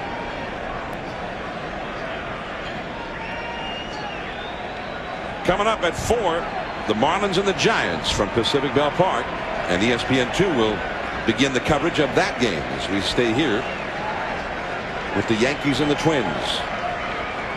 2 balls, 2 strikes, 2 on, 1 out, and that's a base hit to right. However, LeCroy started back to second base, fearing that somebody might catch it, then had to turn back around and go to third. So third is as far as he's able to go as Sierra gets the ball back in. The bases are loaded now with 1 out for Pierzynski. Well, it's a low line drive, and low line drives you have to make sure the ball goes through. And watch, it's going to be a low one, so it's not like he can see right from his angle that it's a base hit right away. You know, if it's a high line drive, you know it's over the infielder's head, but right there you couldn't tell. So a good job of base running by LeCroy to make sure that he didn't get doubled off. So now the bases are loaded. The Twins have the chance to really open this one up. They are already leading 3-0. They're going to play back at second and short for a double play. And that will bring home a run. Pierzynski is hit by the first pitch, and now Torrey is saying, wait a minute, he swung at it. And he did swing. They called it a swing. The third base umpire saying, yes, he did swing. Jerry Davis on the sign from the plate umpire Montague said, yeah, that was a swing. If you swing at it and it hits you, it doesn't matter. That's just a strike, and the ball is dead.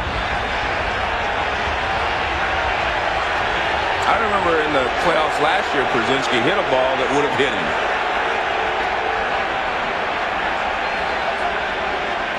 And Pierzynski comes back. He's not upset. I think he realizes that maybe he did. I mean, Pierzynski, I don't think a free swinger is not good enough description for Pierzynski.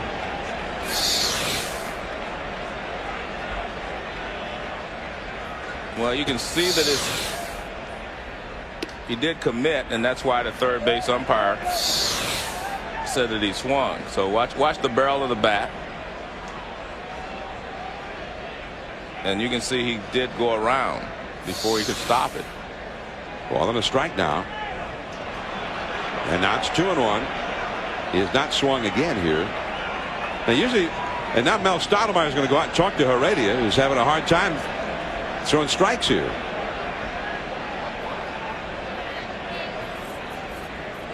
Two and 1 the count. Posada joins Stottlemyre and Heredia on the mound here. Pierzynski talking to Ed Montague about it. I mean, usually when there's an inside pitch, you're supposed to spin the other way, right? Well, he had opened up. I think you just have to check his swing. That's all. He doesn't have to. You know, if you start, you just check your swing, but he couldn't check his swing. He was all the way around here, so therefore it was called a strike. But I mean, why did he start? He was looking for something he could handle, and he thought he had it. It didn't look like it had a lot of movement running in on him. It didn't look like it was headed for him the whole time. Now that should be 2. Heredia gets 1. Now Posada to first.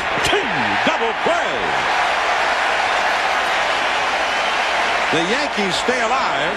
Pierzynski got a hit and then hits a double play.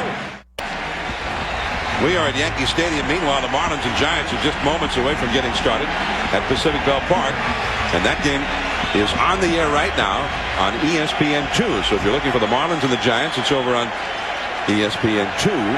First pitch scheduled for about 4:06 Eastern time, 1:06 Pacific time.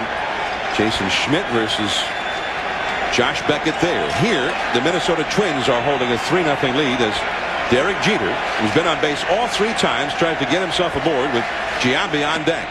And Hawkins throws him a strike. And, Joe, we watched those shadows crossing home plate heading out to the mound, but right now the sun is not shining.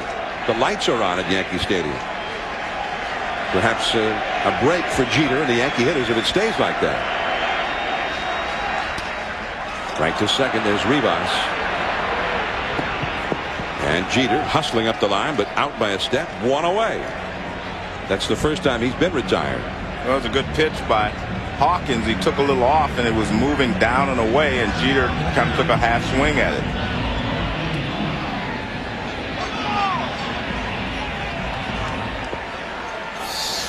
Watch the swing. He gets completely fooled. See, it's kind of a half swing. The ball sinking down and away. Stottlemyre on the phone to the bullpen again. Here's Posada. He's 0 for 3. Fastball a strike. Giambi, Posada on deck. I beg your pardon. I got Giambi and Posada mixed together in my break. Both of them are 0 for 3. Jeter's been getting on base all day in front of him, and neither one's been able to get a hit. Giambi, 2 groundouts to second and a strikeout. Posada, a ground ball, a pop fly, and a strikeout. Santana had to leave the game after 4 innings because of a cramp in his right leg. Rick Reed, J.C. Romero, now Hawkins have come on to pick him up. 3 1/3 scoreless innings out of the Twins bullpen. And Giambi late in that fastball. 1-2. Giambi has swung at a couple of pitches up and in and up and out of the strike zone, but most of them were in. Now that ball tails away, and he's not able to catch up with it. They've stayed out of the middle of the plate with him. They have not thrown him a lot of strikes in today's game.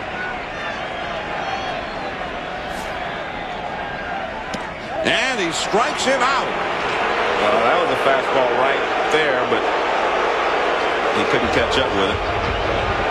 97 miles an hour from Hawkins.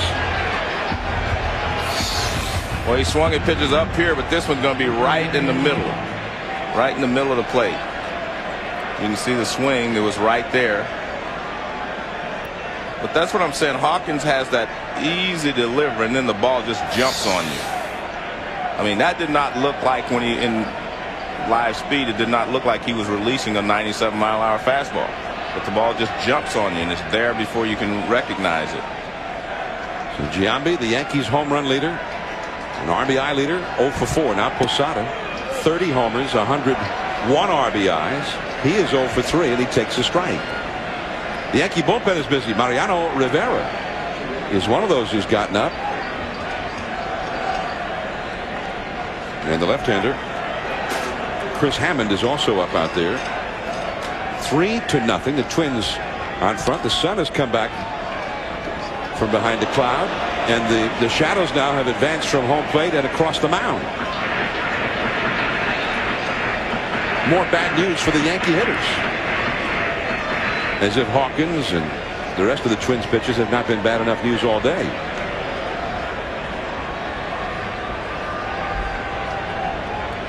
Posada, 4 hits and 11 at bats. Of course, LaTroy Hawkins the last 2 years has been a much different pitcher than the LaTroy Hawkins that hitters saw before that. Used to be a starting pitcher, and for a while was the Twins closer. That's into the upper deck. 0-2. Well, he's throwing so well, John. The shadows are helping him, but he doesn't really need any help. But again, I think it's the nice, easy motion that he has that really helps him with his fastball. Now he struck out Giambi, and there were no shadows. No. It was just overcast. Yeah, he's throwing well.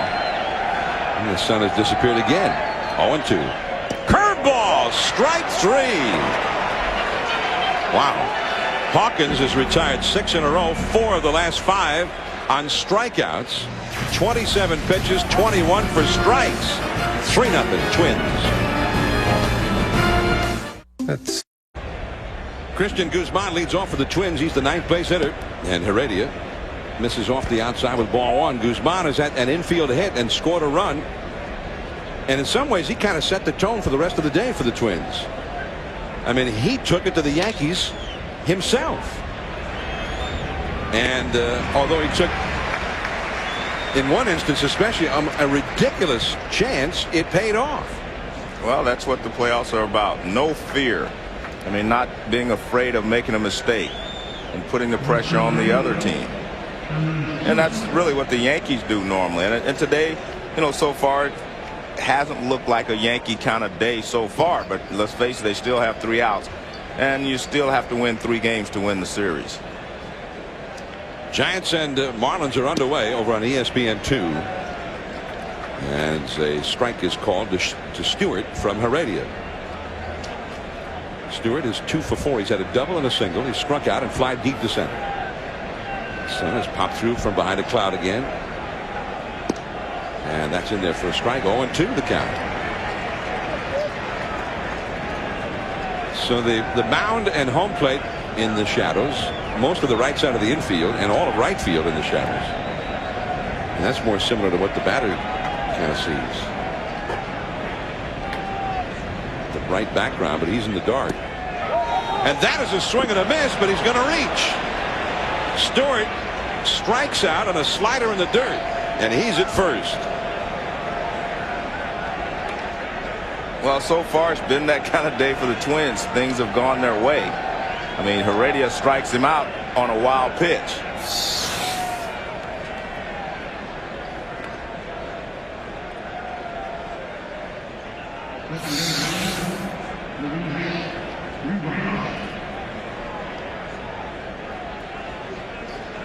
So now Rivas has had a sacrifice bunt, a sacrifice fly to knock in the first run. He's grounded out and struck out. And Stewart back to the bag. Strikeout and a wild pitch is the ruling by the official scorer. Oh, I'd already done that, hadn't I? You did? Yeah. I just wanted to mention that he agreed with you. Oh, okay.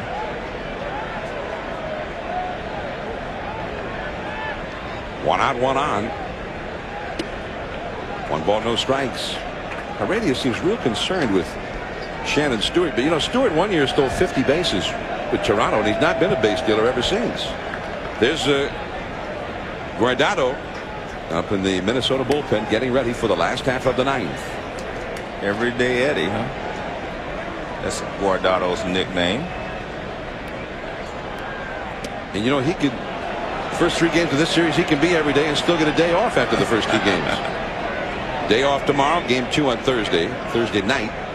Day off on Friday, and then game 3 on Saturday at Minnesota. 2-0 the count to Rivas. Minkiewicz on deck. The Yankees scheduled to have Bernie Williams, Hideki Matsui, and Aaron Boone come to bat in the 9th. And the foul makes it 2-1. You know, last year the Yankees won game 1 of the division series right here against the Angels. The Angels came from behind in game 2 and won. And the Yanks never won another game in that series.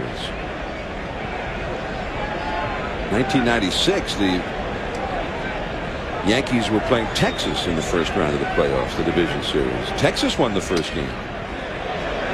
This should be 2. Jeter to Soriano to Johnson. Double play.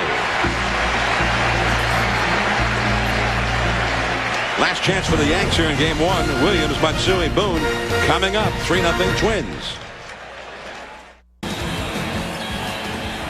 All right, guys, and here is Bernie Williams to lead it off against the closer, Eddie Guardado, I beg your pardon. He'll be followed by Hideki Matsui, and then Aaron Boone due up 3rd of the inning. Guardado, 41 saves in 45 save chances. 65 and a third innings pitch, 50 hits allowed, and look at that, only 14 walks. The bullpen had to take over this game in the 5th inning because of an injury, really a cramp in the right leg of the starting pitcher Santana. Rick Reed, J.C. Romero, and LaTroy Hawkins. What a job by Hawkins. Well, you know, normally they pitch him 1 inning, but today they pitched him 2, and I think it's due to the fact they're going to be off tomorrow and so forth. But he's kind of the setup man for Eddie Guardado. He only goes 1 inning normally. Bernie Williams, base hit to right center. So Bernie with his 2nd hit of the game. Now Matsui.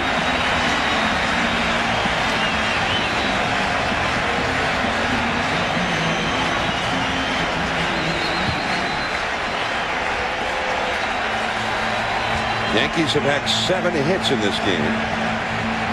And Bernie Williams becomes the 10th Yankee to have reached base in the game.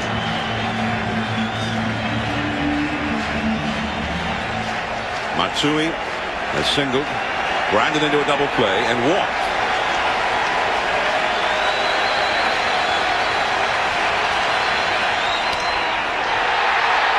Deep into left field. That ball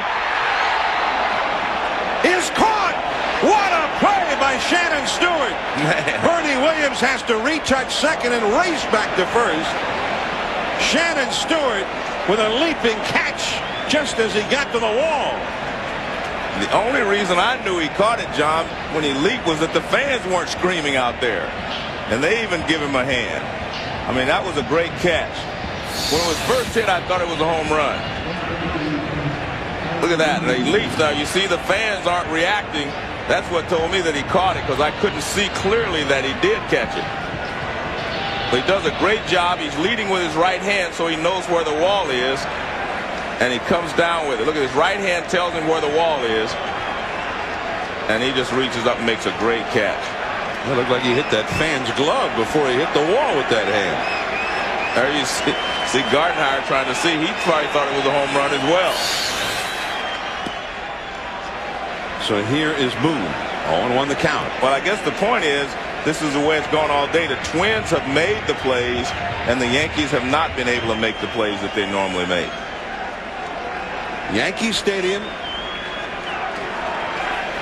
in the fall. That is a base hit down on a field line.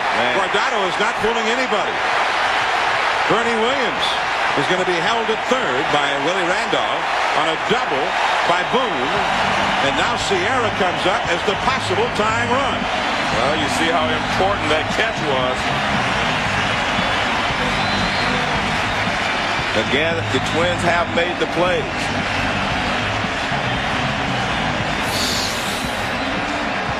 Well, Guardado goes right after him anyway, and Boone just sits on this fastball and pulls it down into the corner.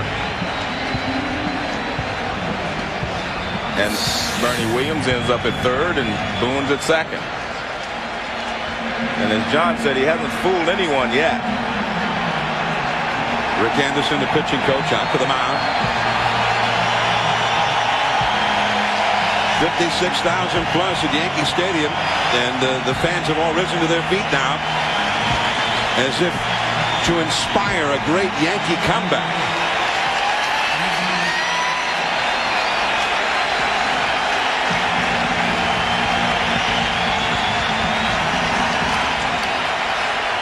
Getting base runners has not been the problem for the Yankees today. Getting them a home, that has been so far impossible. 1 ball, no strikes.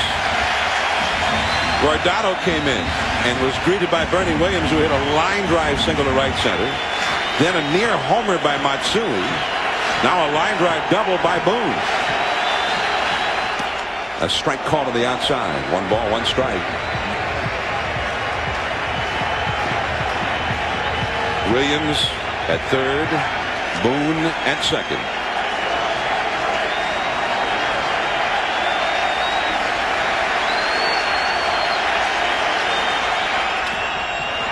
Oh, a high fly ball, shallow right. Jock Jones gets there. He had a long run before he got there. He lobs it into the cutoff man, Minkevich, who himself had initially started out for the ball. Well, Sierra really helped him out then. That was a fastball well up and out of the strike zone. And Sierra, trying to make something happen, swung at it. The Yankees are now 0 for 8.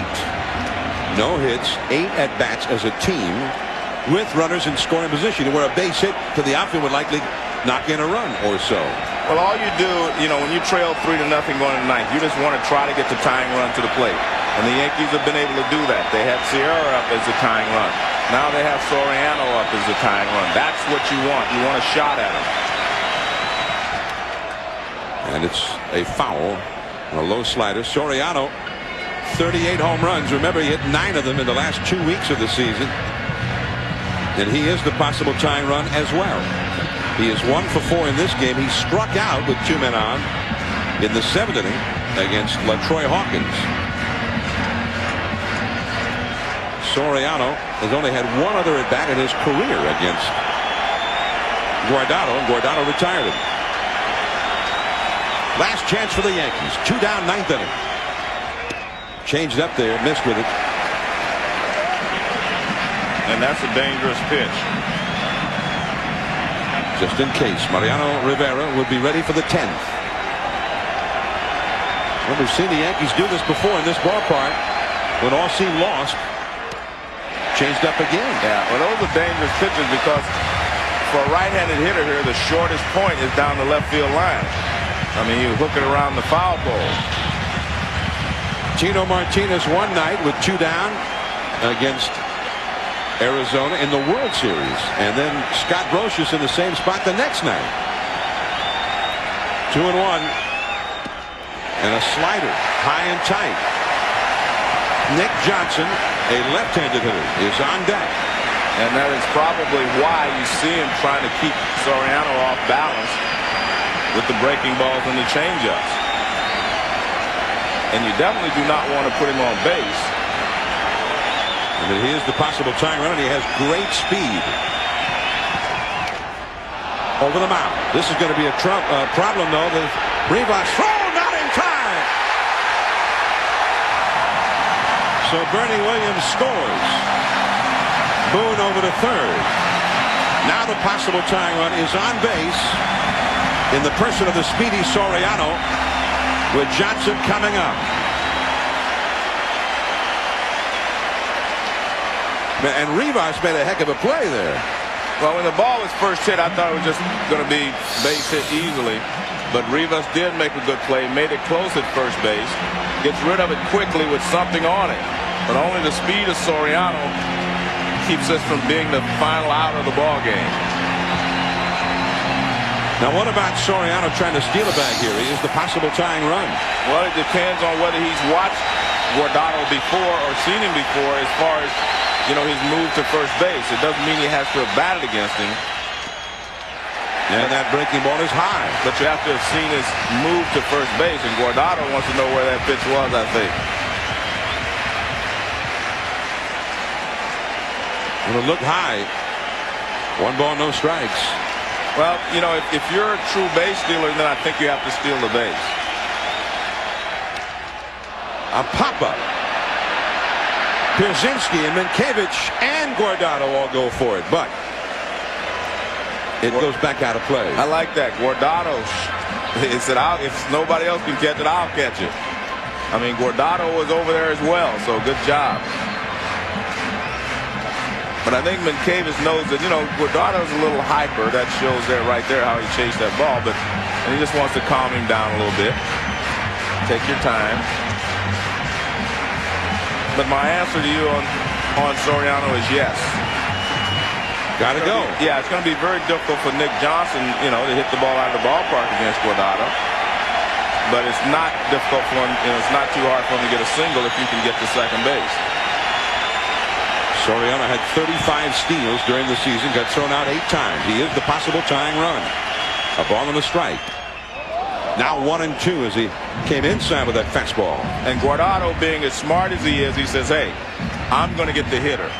You know, he looks at Soriano and holds him, but his main objective is to get the hitter. The sun is shining again here at Yankee Stadium. And the shadows are out to second base. The pitcher and the batter both in the shadows with a bright background. And there's Johnson fouling it off. He had a protracted at bat in the 7th inning against LaTroy Hawkins. I think it was 9 pitches. But Hawkins finally got it. But he's awfully tough to put away.